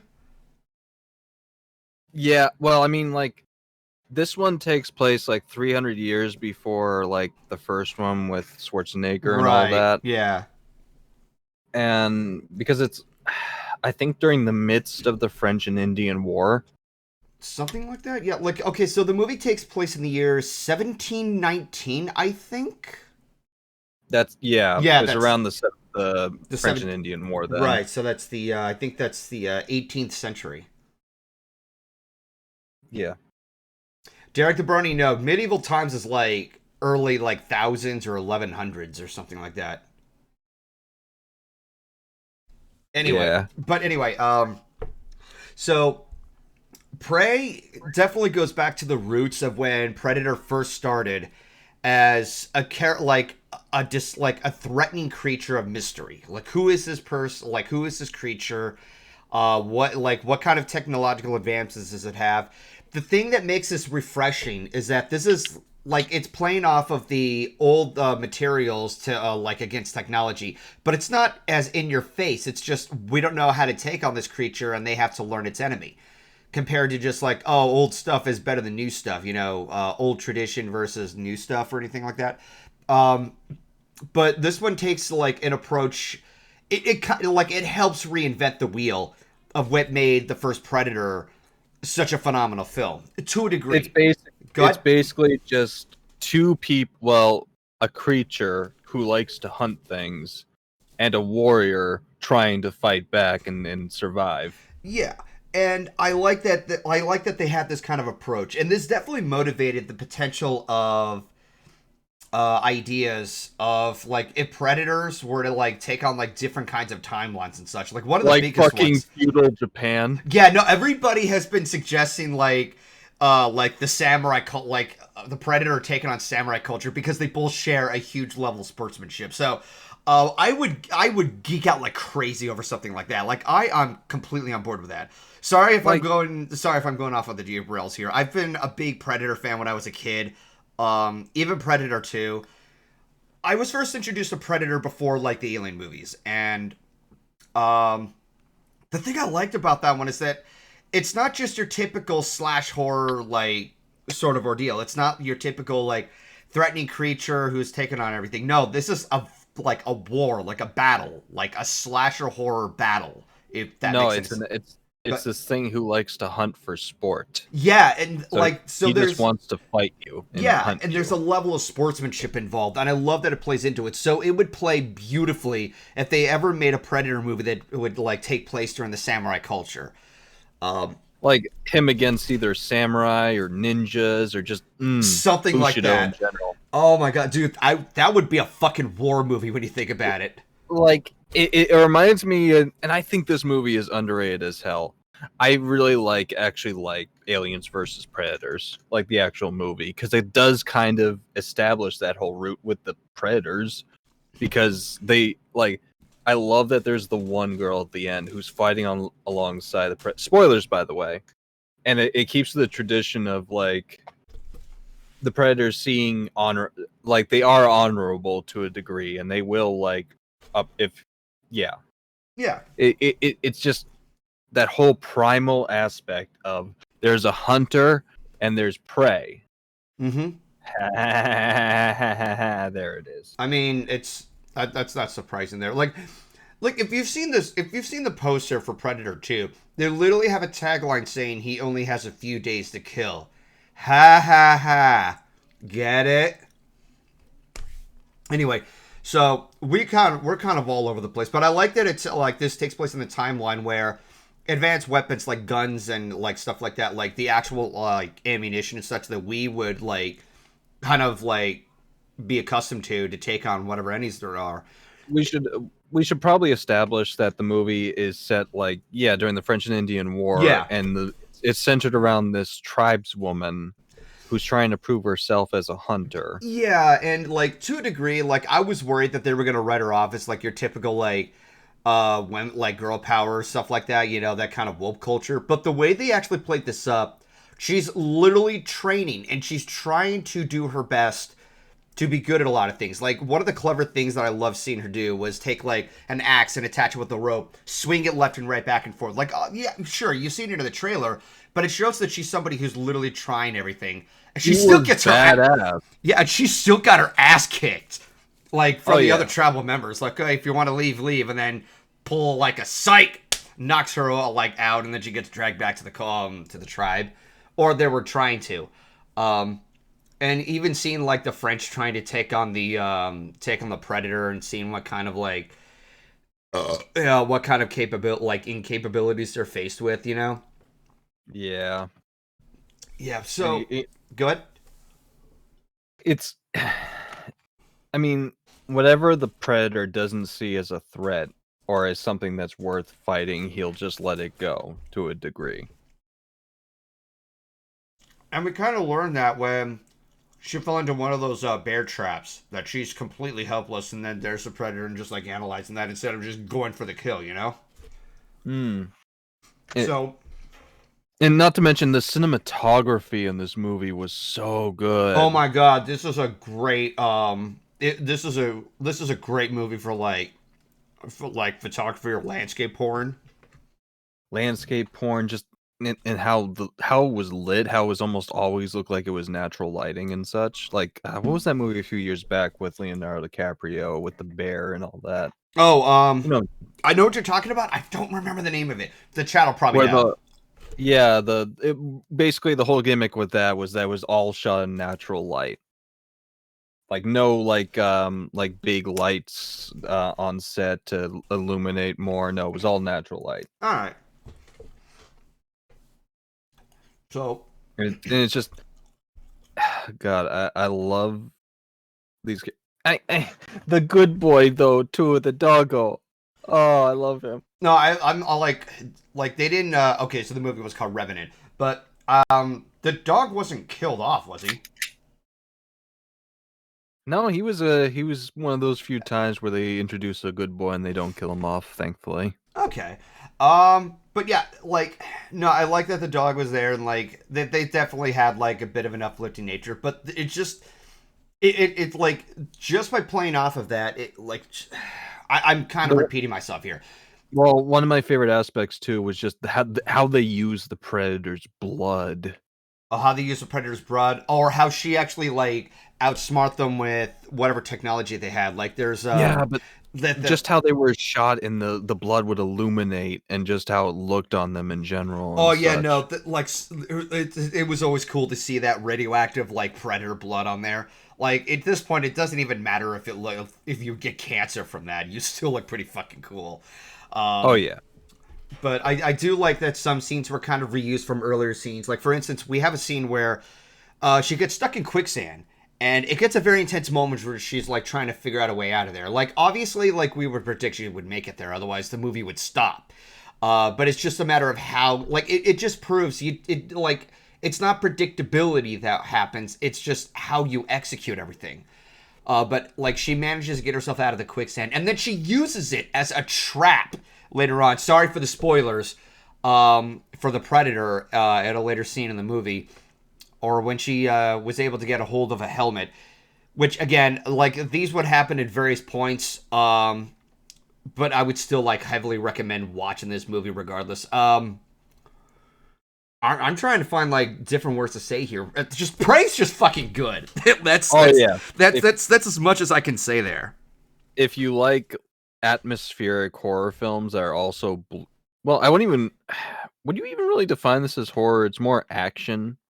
It's okay. Action thriller, that sounds about right. I often see Aliens and Predator, like obviously they're more of that aggressive, like it's part sci-fi, part horror, mostly action, but it's such a great departure. And I would still like have like sense it as like a bit of a horror from there, because it's the Predator's supposed to be seen as like a mysterious creature, like it's a threatening mystery, like you don't know what's happening, and it's like it's like it meshes with some slasher horror. Like it was out during the 80s when slasher horrors were a big dominant part of the horror genre in at that time period. So that's at least from my perspective. So I love how it ended. Let's just say that it kind of adds a little bit more value to Predator 2. That's the Predator was very headstrong at the end, wouldn't you say? Yeah, it was quite headstrong, and I'm trying. Got a good head on its shoulders, or at least it did. Yeah. Okay. So from like I remember hearing somewhere like there was actually a bit of a complaint revolving around like the making of the film, which I will say this much: anybody who goes to play the Predator, I can imagine how much of a bitch it is to play something like that, because it's probably hot and sweaty as hell. Oh God, yeah. Yeah. I mean, I heard it was a nightmare to shoot like the scenes for the original Predator for like Schwarzenegger in the game. Yeah, and I believe the actor who played the Predator in there, like he didn't mind it that much, but I could fully understand why he would take issue with it. So same can be said for this one. And I remember hearing that the like the design and the costume design was cool and everything, but in the final shots they put like CGI over it. Like I didn't even notice it as CGI. I did, and it kind of annoyed me in some ways. It kind of is because it feels like all that effort was put to waste. Ooh. Yeah, I mean, at least it wasn't. I mean, I like the previous Predator film. I didn't hate it as much as everybody else did, but there were like moments in that film. But I mean, it set up things, but I guess they're not going that route and they're doing something different, which I like. I like this film. It's very, as far as like action horror sci-fi films go, this is I definitely want to see more of this direction from the franchise and just see how atmospheric they can make it for each like period Yeah. that they go through, from like feudal Japan and maybe ancient Egypt or some shit. Fuck yeah. it, let's just go Assassin's Creeds on this bullshit with these fucking predators. Now, upon mentioning that particular aspect, the only thing I worry about is that eventually they would just start to get too repetitious of like, okay, predators in this culture, they're taking on and figuring out the enemy, and they overcome it. Like they'll see that prediction way too many to the point where it could just burn itself out. Maybe have some cultures where they fail to take on the predator, or the main character dies doing something, just like a different twist or something. That's the only thing I can. Go ahead. I'm not saying it's about execution in the long run. Yeah. So like, I'm open to most ideas as long as it depends on. But again, it depends on execution. Yeah. David, I would recommend saving that question for the Q&A. So I am basically we just gushed over Prey. Whenever you get the chance, yeah, definitely check it out. It's probably going to be out on Blu-ray soon. If you don't have and if you have access to Hulu, it is currently exclusive to Hulu. Yeah, basically. So I was thinking about doing like some kind of nostalgia circle talking about the Predator movies, but we just don't have the right people for it. And I think it's just appropriate that Ryley and I just gush our feelings out about Prey because, like I said, I'm a huge admirer when it comes to the Predator movies, even over the Alien movies. Which, yes, the Alien movies are amazing, especially Aliens, from James Cameron. Yeah. I can already sense Bliss reign so hard in the background that I choose Predator. Yeah, choosing Predator over Alien. No, like she does enjoy the Predator movies. I actually I kind of wanted to bring her on board and talking about this, but she's very busy. So, yeah, Prey, check it out. Whenever you get the chance. I think it's time we let everybody else know and get to the biggest one of them all. So, yes. Next, I'll just wait until everybody unmutes. Yeah, Raiza. There's him. Yeah. Yeah. Okay. I just saw that post of come back in. Yep. Okay. So I think it's time to get to the biggest one the biggest topic I've been saving for, and that is the Super Mario Brothers movie trailer. Now, before anybody says anything, I'm just going to get this out of the way first. We have some pretty different opinions. There are some that we're pretty unanimous with. All I ask is that we do not get too carried away, because I do remember that periodically whenever we had discussions about a certain elephant in the room, we kind of got a little too carried away. We got a little too passionate. So let's just hope that things don't spiral into some sort of flame war or anything like that. I know that's obvious, but you never know what would happen. So anyway, the Super Mario Brothers movie, I remember hearing about this about a year or two ago, that Illumination was going to do it. I'm thinking, how are they going to do it? How is Nintendo going to do this? And stuff like that. Not to mention, because of the first Mario Brothers movie back in 93, we're just sitting there thinking concernably, if that's even a word, or just concerned. I'm just going to leave it as that. We're just sitting there thinking, okay, making an animated Mario Brothers movie is a much more appropriate direction compared to whatever the Bob Hoskin one was. Desperation, yeah. And And I'm pretty sure that a lot of us would like to go to like the very, very big elephant in the room here. So I'm just gonna ask this question. Do you suppose that unanimously we can agree that Jack Black is absolute killer as Bowser? As the moment he was announced as Bowser, I'm like, okay, yes. That yes, would, yeah. I was sitting there great. thinking, yeah. I'm like, that would work. That would That work works. way too It well. was good. Yeah. So the elephant in the room is that it was announced that Chris Pratt was going to voice Mario when a lot of us expected Charles Martinet to voice Mario because we often recognize Charles Martinet as voicing Mario to begin with. I didn't mind hearing that Charlie Day and a bunch of other names would like voice other characters, but Chris Pratt as Mario to me was like picking Sylvester Stallone to voice Bambi. It was just a big WTF. Like why That would be I- funny. it I would be understand why they did it. I don't agree with the decision. However, I don't think he is the worst choice, as my own opinion. Just saying. true. Like you could have had Sylvester Stallone try to voice Mario. You know, from what we've heard in the trailers so far, it's not as bad as it could have been, but Yeah, you like can he's clearly trying go for Italian. he's going for like Brooklyn Italian accent, like Yeah, kind of it's like a what Italy, Captain Lou Italy. a little bit like how Captain Lou Albano did for the character during the animated cartoon back in the 80s or was it the late 80s, early 90s? 80s. Yeah, and how he would have like a Brooklyn accent when they did the live action segments with Captain Lou Albano, the wrestler, and all that. Okay, so so it's not a horrible idea. I just want to hear him talk more and and see where it see goes. Yeah. yeah.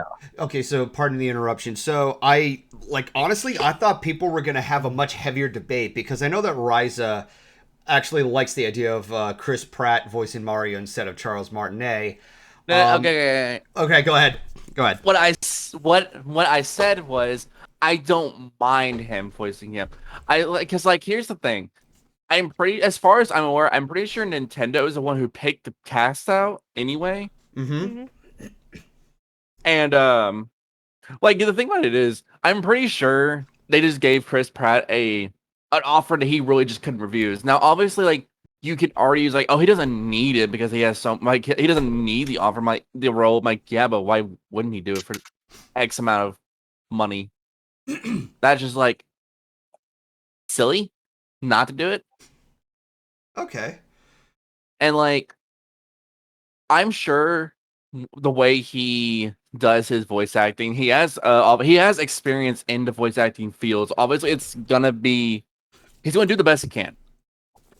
But at the same time, if you were going to shit on Chris Pratt for voicing Mario, they should start poking fingers at the other people voicing the other characters. I just don't think it's fair for the one person to get shit. Okay. Because think the other the ones reason- actually sound like they're playing characters and not just. Well, okay, But we so- haven't heard. So hold We on. haven't heard Peach or Luigi. So here's where I stand on that. It's more so the fact that people just recognize Charles. Like I know that Charles also did Luigi and Wario and a few other characters, but we often recognize him as the Mario compared to the other set of characters. So when it was announced the other voice actors would voice the other characters, it's not as like impactfully questionable, if that makes any sense. I But, also like, think that people are just tired of Chris Pratt like voicing everything. Yeah, Everything. I heard something about that, and I kind of want to go off a bit of a tangent here. That I don't. Okay, first off, I don't hate Chris Pratt as an actor or anything like that.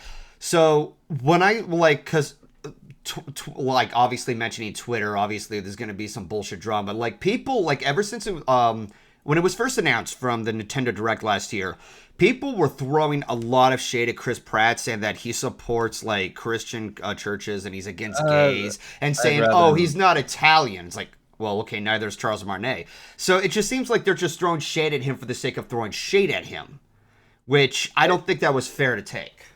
It's more Chris Pratt fatigue in general, since he seems to be in every other movie nowadays. But wouldn't that make him good? Wouldn't that be a good thing? I guess I don't. That's the part I don't understand. How would it be a good Well, thing, though? How would it? But Yeah, because how like is he's it- been. Well, I mean, in the sense like if he's doing such a good job, people want him to do more things. But is Am I he wrong? the question is if he is doing a good job or if he's playing the same exact character every single time with the same voice being Chris Pratt playing someone rather than us absorbing him as a character. Yeah, Like for example, like he was the same character in Star-Lord and in The Office and in the Jurassic Park movies. Jurassic World. Oh God, yeah. He is the same character. He's the golden retriever, happy-go-lucky idiot who somehow manages to get the girl in the end. I didn't watch Jurassic, so I can't Who's- really just argue with that. So You know, neither have I, nor do I I plan haven't- to. Yeah, Go I ahead. haven't seen can, it and either. I I can don't confirm. need to because he's the same character. Like as soon as he is in there, you know exactly what is going to happen. You know exactly what he's going to play. You know exactly how he's going to act. How he's going to find out that having an ego gets in the way every single time. Mm-hmm. Like he is the same character. So I What- think wasn't it's okay. So just I think there's like something to mention here that with Chris trying to voice like somewhat of like a different accent and such, I think that's like hopefully they do something different with him on that one instead of just playing essentially the same character. And just like I can't say too much else about the other roles of the Chris Pratt in them because I haven't seen that many movies with him in it. But I think it's honestly like I'm not siding with Raiza, but I think it's fair to give him some credit that he's trying to sound different compared to his usual self, unless I'm mistaken for something else. I just feel We've only Like- heard like 10 lines of dialogue from Yeah, him. we've so- heard. I was like, Yeah, I think we should give him. I just think people should give him a chance before shitting on him. yeah. Like Okay. it's most like I don't have anything against Chris Pratt himself. It's just a very bizarre decision that I found incredibly jarring when I heard about it. We've only heard Yeah. a few lines, like what Ryley said. People just obviously remember, Mushroom Kingdom, here we come. Like, some people compared him to that one character from Bob's Burgers. I don't know what her name is. Yeah, I thought that was really fucking funny. Go ahead. No, I'm just wondering if anyone here is a betting person because I have a bet. I'll take a bet. Okay. It's going to be an isekai movie. An easy kind of movie? I mean, that's kind of what Isekai. it looks like. Yeah, as Isekai in, is a person from the regular world gets trapped in a video game or Oh, into like an alternate fish out of dimension. water sort of narrative? Yeah. Okay. yeah. Yeah. Oh, so yeah, the fish out of water, Wizard of Oz sort of like narrative. Yeah, mean, because he's like kind of his a- first expression coming into the Is, coming "What into is the trailer this is what place?" is this place? Yeah, so I'm just Yeah. like, isekai. I mean, they've done that before with Mario. Like, Mhm. a part of me thinks that because it was mentioned that Charles Martinet is making like brief appearance voices, a part of me thinks that they're gonna try to like sneak his Yahoo icon voices and mesh with some of Chris's lines. If they do that, I think that's a pretty clever workaround because there's also the argument that some people have with choosing Chris Pratt over Charles Martinet, and it's that because of how high pitched Mario's voice is, some people would say that it would be kind of grating for the next hour and a half, which I'm a little mixed on. Like, I understand why some people take issue with that, but also SpongeBob. Yeah. Shut up. Yes. But yeah, but the other thing I was going to mention earlier is that, well, there's a couple of things. So first of which, from what I heard before, when Charles Martinet was doing the voice of Mario, I think it was said somewhere that he wanted to make it more much higher pitched and try to resemble a some kind of like kid-friendly sort of voice in order to be appealing to the younger audience, because Mario is primarily aimed for that younger demographic who even the older demographic can like enjoy. But before then, like, we had the Super Mario Brothers Super Show, which implies there was I think Captain N the Game Master, and like he had a brief appearance in a cartoon like in the early 80s. So there have been different iterations of Mario's voice before Charles Martinet would take his role. Not like most people just assume that, oh, he made his first appearance in Mario 64. There's also Mario Fundamentals in 1995. But I think that Nintendo wanted to try, like, I think Nintendo's trying to recreate the older voice of Mario maybe like because like you also notice the other thing, Nintendo tends to be a little bit more ambitious with their products, and you notice that throughout each generation. Like after the N64 era, you went to the GameCube era, where instead of doing like another typical type of IP, like a typical Zelda game or a typical Mario game, like you had Mario Sunshine, which was a bit of a departure from Mario 64. It was a thematically different type of game. Same thing with Zelda. You expected it to be like another typical, like, just typical Zelda adventure, but now you're out in the sea and you have this like cartoonish Hercules-like animation or high cell shade animation. And then we move on to the Wii, and their console, their hardware is different. Like they're now working with remote controls and virtual devices. And then we move on to something like the Switch, which is trying to take on both portable and home consoles. So, like, you can kind of see that they're trying to take something more experimental of an approach. And I think that's kind of the case with having Chris Pratt as the voice of Mario, instead of just going for the obvious choice because maybe they don't want to play it too safe. That's just my own 2 cents on the matter, or just like an opinion on that. I'm pretty sure you guys have a different perspective on that. Mario doesn't have a fat ass. 0 out of 10. No fat ass. So I will say at the very least that going back to the Bowser scene, they played that up really well. I didn't even think of it as like an Illumination type of film. But so aside from Chris Pratt as voicing Mario, everything else in the movie, I will say it does look very promising. Like I didn't even mind the facial design of Mario on that compared to That's were good. yeah. As far as I'm And not to mention, the penguins taking on Bowser, just throwing a bunch of snowballs. That is but a taste of our wrath. Do you yield? I do not. They had the voice of Cyborg play that penguin, by the way. I love that scene because I as soon as I saw him, I'm like, wait, are those the fucking penguins from M64? Yeah, like I remember when I first saw them, I was like, who are these penguins? Oh, and it's all making sense. Like I tweeted about it and they're like, oh wait, what are the like who are those penguins? Oh, Mario 64. And of course you, Ryley, had to post a GIF where Mario is taking the baby penguin, throwing it over the cliff. Why? they remember. Because it was funny. They remember. What goes on the internet stays on the internet. So go ahead, Raiza. So I want to see how like the other characters sound. Like, I'm fairly interested in Donkey Kong.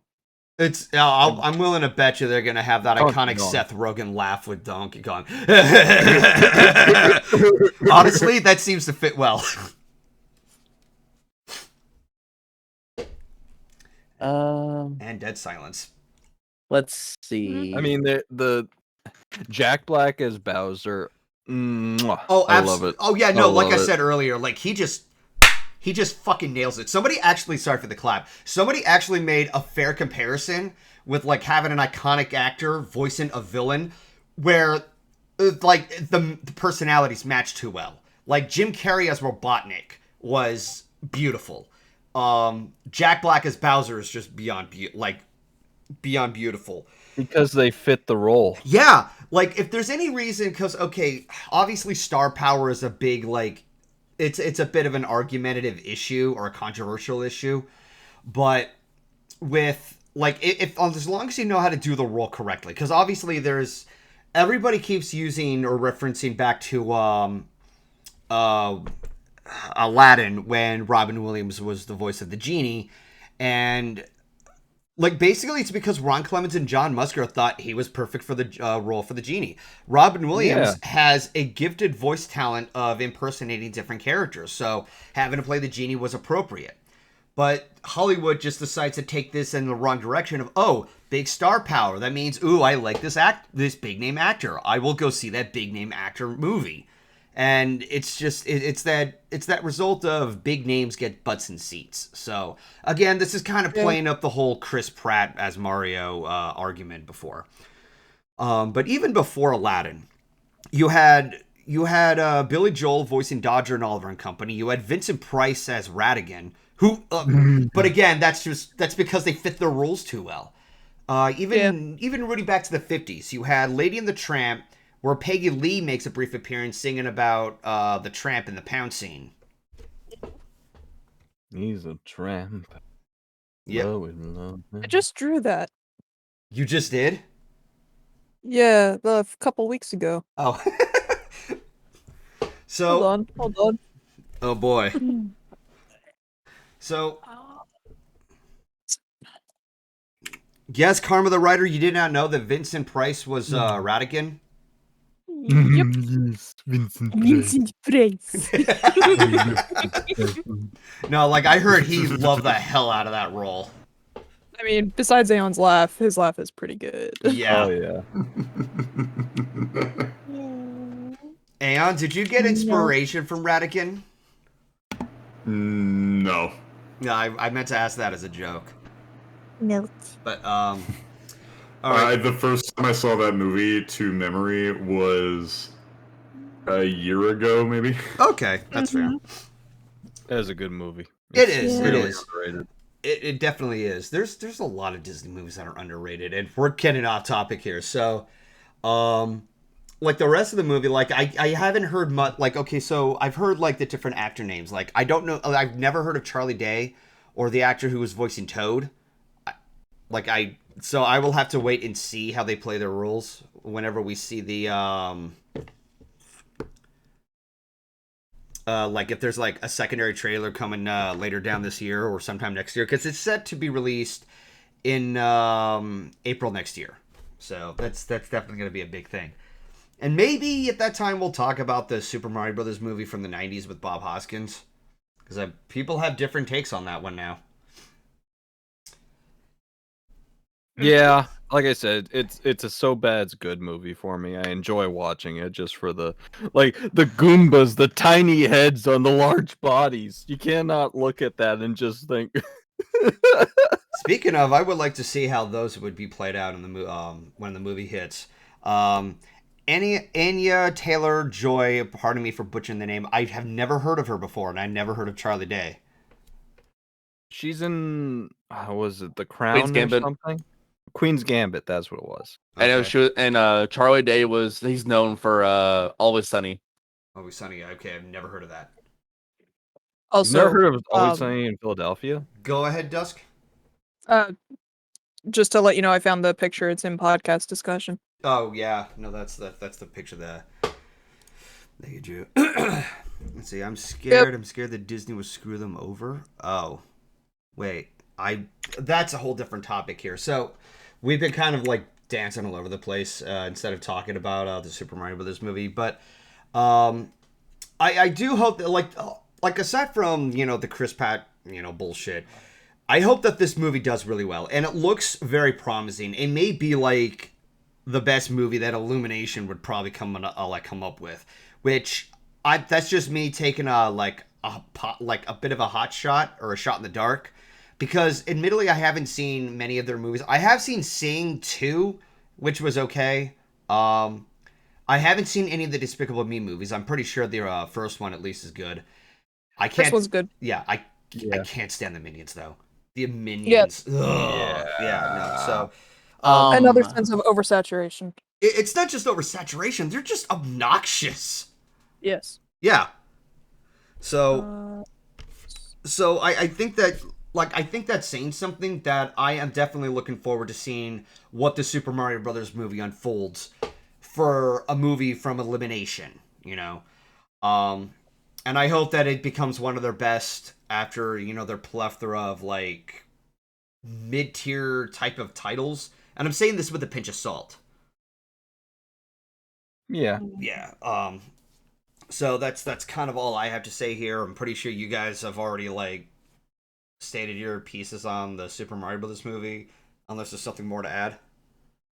No, that's pretty much it. That's good. Okay, yes, but No Lover is right. The creators of Teen Titans Go were directing this movie. I mean, didn't they also direct Teen Titans Go to the movies, or was that a different? Yeah. I've heard. Okay, I will say I watched Titans Go. I watched both Teen Titans Go movies. They were really good. Yeah, I did hear that Teen Titans Go to the movies was really, really well done. So, I have I have a bit of trust in them on that one. I will have to be patient to see where this goes with Chris Pratt voicing Mario. I do hope that at the very least that if, let's say, he gets involved into fighting Bowser or does like acrobatic moves like we've seen in the games, that they like sneak in the Charles Martinet voices, like he kind of redoes them and kind of fit with the character. But that's just my only wild guess with Charles being a cameo appearance. So, I think we've all said how we felt about it, and I'm surprised that we were a lot more kind of on point with some things without going too overboard. Okay. Where's Mario's fat ass? You get it with the DLC.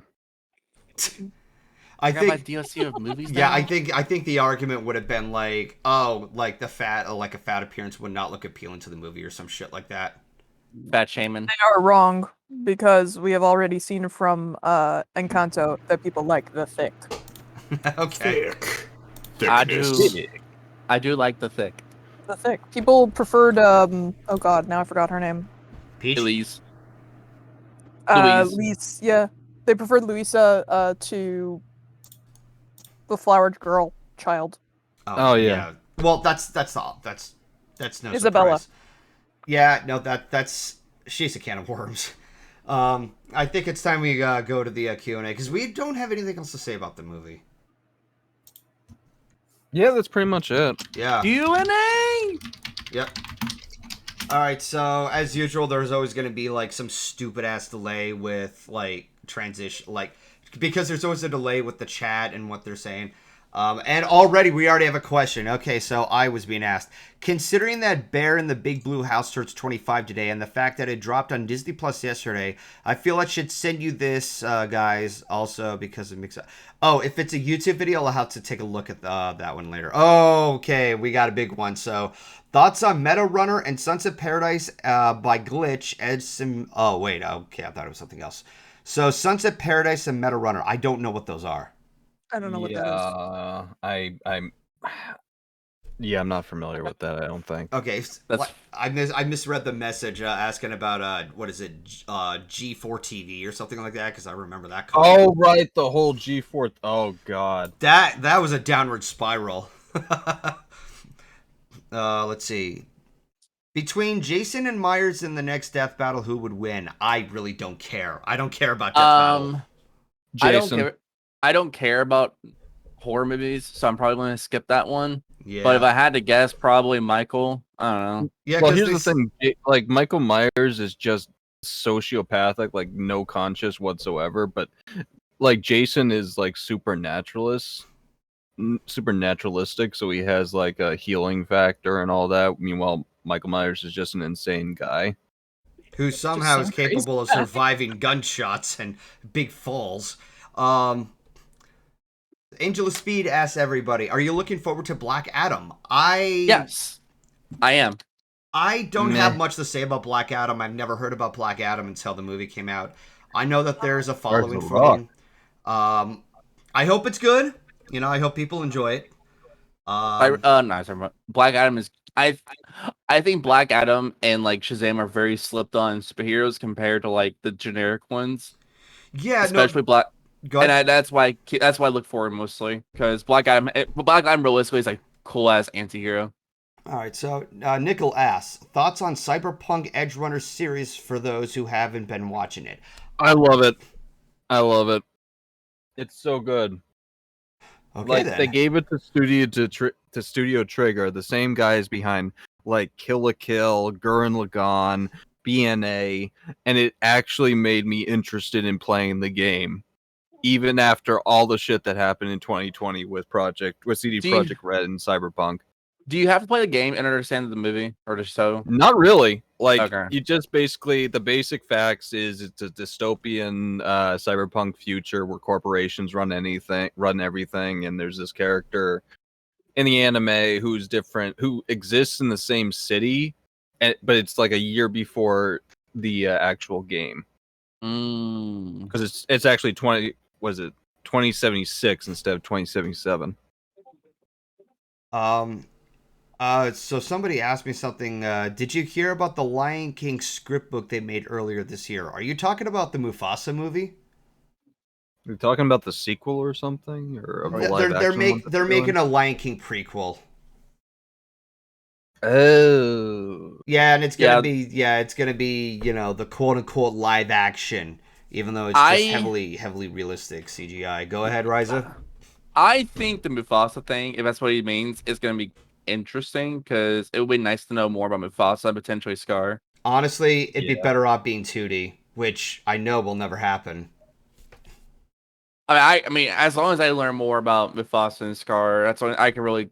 Honestly, I Care think that less. this is a different timeline because there's like a plethora of different changes that. Well, okay, not necessarily changes, but there are some little differences that kind of like change things up a bit compared to what the animated releases have. That's all I'm going to say from there. Tail your tail, if we were to defeat Opaline, should be punished, turned to stone. Not everybody's been caught up to date with Gen 5, and I'd prefer not to talk about it on the podcast. Yeah, I'm still 3 episodes behind. Ask all, is I there a have- fan? was behind. I am, yeah, so like 1 or 2. I See, haven't is there started it. anyway fan of Clerks, and if so, have you seen Clerks 3 yet? I like Clerks. I like the TV series. I haven't seen Clerks 3 yet. I don't know how well it holds up. What are your thoughts on the supposed live action Pokemon series? I don't mean, if believe they it do until it- I see it. If they do it like they did the Pokemon movie, what was the one that came out with Detective Pikachu? Pikachu? I I'd hope. be down. Yeah, like I'm pretty hopeful with that one because they did Detective Pikachu. They did it pretty well. We But already know. We already Considering know. what the Go video ahead. game was, considering what the video game gave us and what they gave us, like, yeah, that's how you do a video game movie. Yeah, You expand on it, not cut out parts. yeah, and kind of follow with the story and add on to it, or do something to properly adapt it. Not, oh, I'm gonna write my own spin. Paul W.S. Anderson. Anyway, let's You have see. a real hate boner for him. Yes, because I felt ripped off as a kid. I wanted to see a legit Resident Evil movie, and I never had the chance to play the games because of that. Anyway,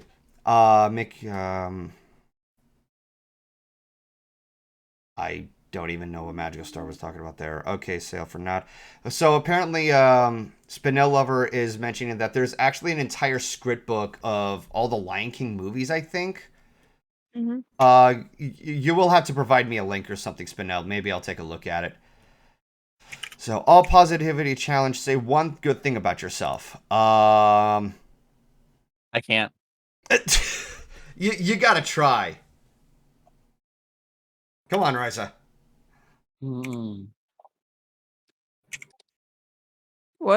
What's going on? The question was positivity challenge. Say one good thing about yourself. Oof. Wait, is this just is this just for Raiza or for everyone? It's for everyone. Fuck. Dusk, you're fantastic. You are beautiful. Okay, we did it for each other. That counts. Yeah, does that count? Objectively counts because we are a couple. Gee. All right. Ask all thoughts on the sequel to Black Panther: Wakanda Forever. Again, burnout on the Marvel Cinematic Universe. Yeah, I'm if gonna- I hear good things, I might see it, but I'm gonna be real. I still don't know who Black Panther is supposed to be. And it's supposed to be his sister takes over for him or something? I don't know. Like I've seen the trailer like 4 times. I still yet to figure out who the fuck she's supposed to be. Who's supposed to be? It confuses me. Oh, oh my god. Dude. What? Okay, How's it? so I was just linked from Spinel Lover. Hang on, I'm going to copy the link. This actually looks killer to me. Like, dude, this book looks fucking fire. Like, they show the artwork of the Lion King. They show all the scripted Oh, lines it's an and art everything. book. It's an art book, but also they have the script, like, they have the lines and Yeah. dialogue and everything. Oh my god. Oh my god. Take my money. I would kill to have one of those. I'm sorry. No worries. I have like a bunch of these guys, the scripts and art books. I don't have them for Disney because like I'm not that into Disney. Well, but I have them for both of the My Little Pony ones I have one for Lord of the Rings, I have a couple for Harry Potter. yeah, no, this looks like Love these fire. things. And I get my ad revenue tomorrow, so I will like it's only $15, so sure, Plus I can shipping and handling. yeah. Yeah. I'm gonna add that to the cart. Yeah, no, All like those bird names are real, by the way. you know, I just see that book and I'm like, mine. Mine. Mine. So yeah, no, that actually Mine. looks pretty cool. Mine. Mine. Mine.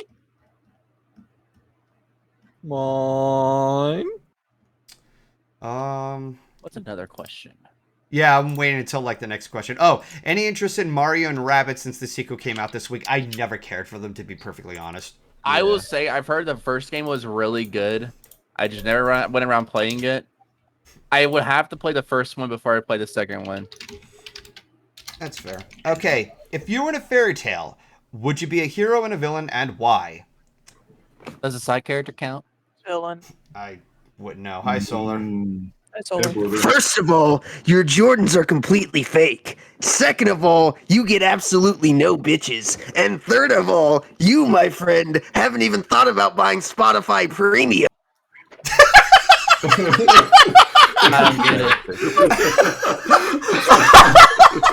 Brother, I love you. Was that a reference? I guess so. That's Solar being Solar. Get Spotify Premium, get bitches. There we go. Not paid sponsorship. Hello, Solar. Goodbye, Solar. I would probably Villain be. sounds like fun. I'm too. I want to say I wouldn't be a good villain. I wouldn't. No. Raiza, I'm very Yeah. sorry to say this, but I feel like Uh-huh. you would be a civilian casualty. Oh, damn! That's what I said. Is the side character count? Yes. It's like the civilian from TF2. Oh my god. Oh, my God. Who was that again? Raiza. Huh? He Yikes. died protecting us. Okay. What? We will always remember your sacrifice.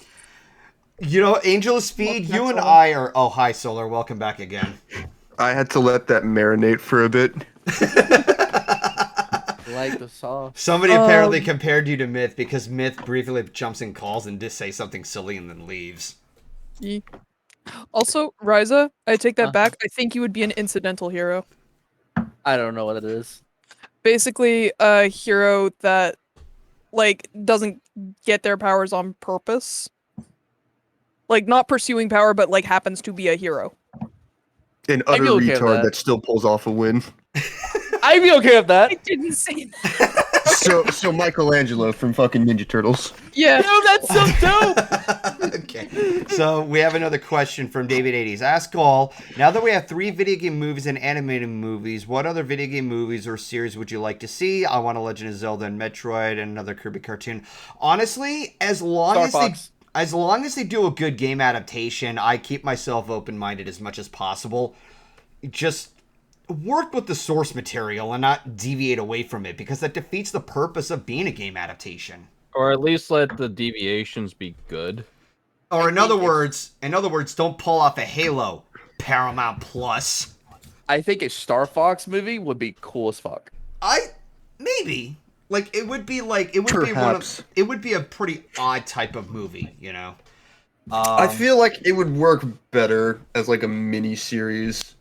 Yeah. Because there's that one fucking short from like Star Fox Zero that's like fucking 16 minutes long, and it's actually pretty fucking competent.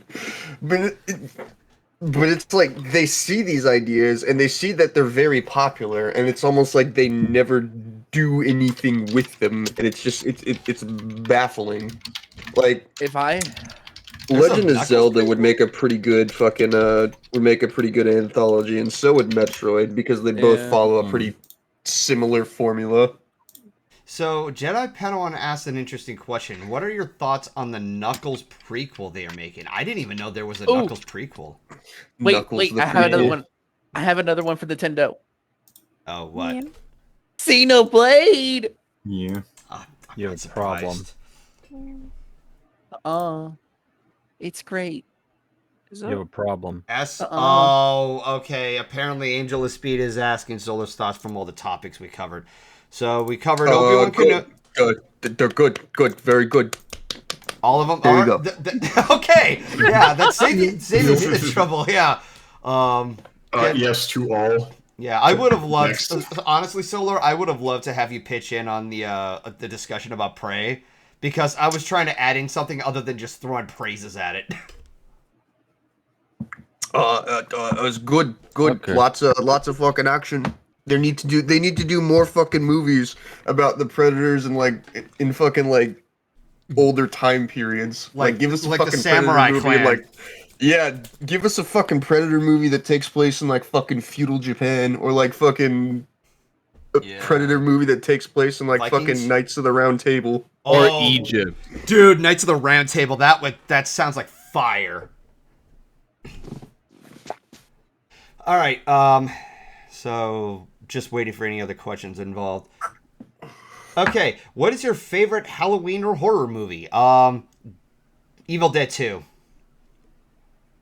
Oh, that's a tough one. I do love the Stephen King miniseries Rose Red. Okay. I don't watch a lot of horror, but if I had to pick one, probably I guess I really like the first Insidious. Okay. Are we talking about horror movies or horror anything? Well, Horror movies. hold on. Royal Paladin is also mentioned in like Halloween movies, so I guess you could sneak in like The Nightmare Before Christmas because it's also a Halloween movie. Oh, so I'm just talking Technically. Halloween movies. Okay, sorry. Halloween or horror. Okay. Oh, then- have you guys seen Hocus Pocus 2 yet? I've no. I've only seen the first one, and that's because everybody's been getting on my case saying, you haven't watched it yet? So, funny story, Oh, gotcha. I used to think that people hated it because it was reviewed by Nostalgia Chick, and there have been, like, I was also turned off when they're using the word virgin in a Disney movie. Like, aren't kids too young to know that word? I guarantee they know that word. Yeah. Oh, yeah. But regardless, it's pretty realistic. but regardless, I did watch the movie, and yeah, it was a product of its time. It has some charm to it, and I enjoyed it. The witches they steal the show way too much more than the kids do, which I don't know if that's a good thing or not. Okay, so midway in the question, I'm just told good. Oh, you're being asked, can you say one good thing about yourself, Solar? No. I said the same thing. I was also going to bring it for the last thing. The last horror thing I saw was Gemini. All right. But that was an analog horror series. That one fucks with you. Like, I know all really good analog horror fucks with you, but God, that one really fucks with... Not as much as the Mandela catalog, potentially, but there are really, like, oh shit elements to it. You should watch The Exorcist 3. It's very interesting to watch. It's actually directed by the writer of the book. Huh. Like the actual writer of the book that the first movie was based on came on to direct the third film. All But right. another interesting one that I want to rewatch too is Malignant. Maligma.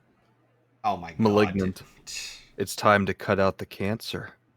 So here's an interesting question. What is everyone's favorite Simpsons Treehouse of Horror specials? I like their iteration of The Raven, even though it's a little more goofy compared to the other iterations. I don't watch The Simpsons, so I don't know. That's fair. I actually had a good laugh with the Hansel and Gretel parody that they had. I think it was Treehouse of Horror 6. There's like a lot of other horror like Treehouse of Horror shorts out there that are pretty funny. Quote the Raven, eat my shorts. Jedi Padawan, it was never more. Raiza, what the fuck? You son of a bitch! What happened? The fucking chat. Hmm? Oh, hi. Yep. Trying to find it. Oh, there it is. Luigi throwing his ass in a circle. Why, Raiza? Why would you keep doing that shit? It's so funny.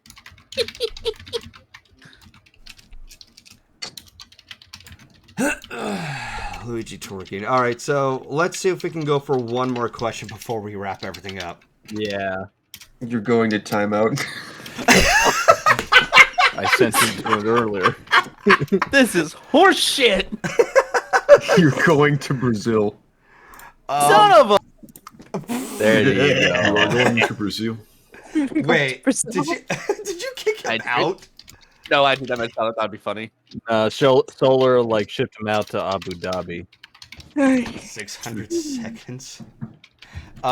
See, how was your best I Halloween? removed it. It was a joke. Yeah. So Royal Paladin's asking, what was your best Halloween outfit? How scary were you? I didn't even care about being scary. I just wanted to dress up as anything. And honestly, I liked it when I was, I think I was 11 years old. I dressed up as Mario, and I was able to pull it off pretty well. I was What was What? the question? when What I was was your a favorite kid. Halloween outfit? So Go ahead, Raiza. every year for Halloween when I was a kid, I was from like 5 to I don't know. I would always dress up as a different illustration of the Red Ranger. So I went as the Wild Force Red Ranger, the Ninja Storm Red Ranger, Mighty Morphin. Oh, when I was like 5 or 6, I dressed up as the Black Mighty Morphin Power Ranger for Halloween. I think there's even still a picture somewhere. That and the clown. That was like 4, but I never grew up from being a clown. Anyway, So, all right. So, anybody else has an answer to that question? I didn't need to dress up in order to be scary. I would just stand at people at the end of alleyways and sprint at them full speed in the dead of night. okay, The scariest thing I ever cloaked myself in was darkness, and then I used a lighter, and I scared a group of people with it. You Okay, would be those so- type of people who would heavily decorate their houses, and as soon as like kids would approach the door to say trick or treat, they're scared to death with you guys giving them a jump scare. Oh no! No, I would scare the piss I out of people when I worked in a fucking movie theater, especially after like scary fucking movie. Like I remember when fucking Insidious came out, and everybody was like losing their fucking shit because there's a bunch of baby back bitches that couldn't fucking withstand any horror. And I would just sit there like in the corner behind a trash can, and like I just see like I just sit there and I just fucking watch them, and I'd be like, all right. This looks like a good victim, and then like they'd be coming out of the theater, and they'd be like they'd have to get close to the corner in order to get out, and I'd be like and they'd jump out at them, and they'd fucking like lose their shit. Probably Okay, fall so- on our ass. Go ahead, Oh Riley. yeah, it's really funny. So for one Halloween, basically, me and my friends set up this haunted trail in the woods behind one of my friends' houses, and I played the role of the psychopath who wanted to drink the blood of the innocent. Nice. How'd that go for you? I actually scared some people. You're a dick. Hey, we said it was a haunted trail. They knew what they were going to be expecting. I had, will like- still never forget that one Halloween. I think I was 8 years old. I was with my brother and my cousins, and we stumbled upon a house that had like those glittering flickering lights, and there's like glow sticks all over the place. As soon as we approach, they open the door and jump scare the shit out of us, and legit we were terrified. Like, oh Jesus! Yeah, Bliss's jump scare has got nothing compared to that. Pants have been thoroughly shat. You can Yay. say that. What kind of voice was that supposed to be, by the way, Riley? That was me when I was like 3 or 4, dressed up as a clown. No. I'm talking about the voice you were making. You sounded like the Joker. It was well, kind of Joker. It's just me being psychotic in general. Oh, okay. All right. Sorry if I'm too loud, by the way. That's fine. I think it's time we wrap up the podcast here, because I did say we were going to be on the last question. So, hopefully this podcast was still enjoyable despite those pockets of silence that we had to go through and those awkward moments that I made. I'm trying to get into the shape of like getting ready for the podcast every time I have to get ready. because it's always a hot minute after hot minute. But regardless, that's just my own piece. For any statements in social media, Aeon, any final word before we move on to the next? Next. Oh, the end? The end. Okay. Any preferred social media, like any YouTube channels or Twitters? Oh, I'm on YouTube and Twitter. You can find me, don't worry. All right, then. I'll have them linked in the description for those who watch it on YouTube. Same with Dusk, unless you want to add something a little more, Dusk. I am on Twitter. All right. A lot. Okay. Yeah, I need to be on there more often. I'm on Twitter. don't. I'm on Golden Server. The only reason I'm not hard to find. Like, the only reason why I'm on Twitter is just to post announcements, because otherwise, drama. I go to Twitter for memes exclusively. If you take anything on Twitter seriously, you're part of the problem. Okay, Equestria guy gave me an idea, and I want to see if I can do it. Oh, God. What? Go. It was like, he said, what if Goofy and Droopy sounded like the Joker or some shit? Look. Equestria guy, why would you do that? Anyway, Raiza. Yes. All right. Also, I hope y'all are enjoying the new microphone. I'm Oh. sorry. No, You it's- can follow me on my Twitter at GoldenFox. I mean, excuse-moi. I was making a joke. Yeah, I know. I was playing up the joke. The joke. But no, you can follow me on my Twitter on at TinyGriff. But yeah. Like, just curious, is your OC supposed to be a short hippogriff? Like, not hippogriff, griffin. Sorry. Is it supposed to be Oh, it's a hippogriff. Yeah, I know. Is it supposed to be small? Because you looked pretty tall in those vectors that Bliss made you. No, the vectors are average size. Okay. So the idea is if people want to use them as small, all you have to do is just shrink them. No, I could probably Go ahead. I could probably get tiny ones made. Well, but yeah, so I asked about that because, for one thing, I remember that you commissioned Dusk for that picture where the two of us are, like, in dresses. Your character seemed like half the size of my pony. And then you said it was Tiny Griff. I was like, is that what it's supposed to be? And then I see your full vector, so I had to, like, clarify. Yep. Or I had to see clarity. Anyway, so thank you guys for sticking around for this podcast. I hope you guys have a fun and safe Halloween, because I know there are those people who will take it carelessly. Fun fact, when I was working last year, I was working an evening shift on Halloween night, and I kid you not, a bunch of kids came in and they trashed apart a few aisles, and I had to clean up after them. Yeah. Now that listen, works. I don't That sucks. condone the murder of children. However, if they happen to go missing that night, I wouldn't question it. In if they go Minecraft. missing, In Minecraft. if they go missing, in Minecraft, they are. If you find kids missing, they're duct taped in the bathroom, hanging upside down in Minecraft. Okay. Have a fun and safe Halloween. I'll see you guys the next podcast, whenever at this point. I've given up trying to go for the monthly basis. Catch you all later.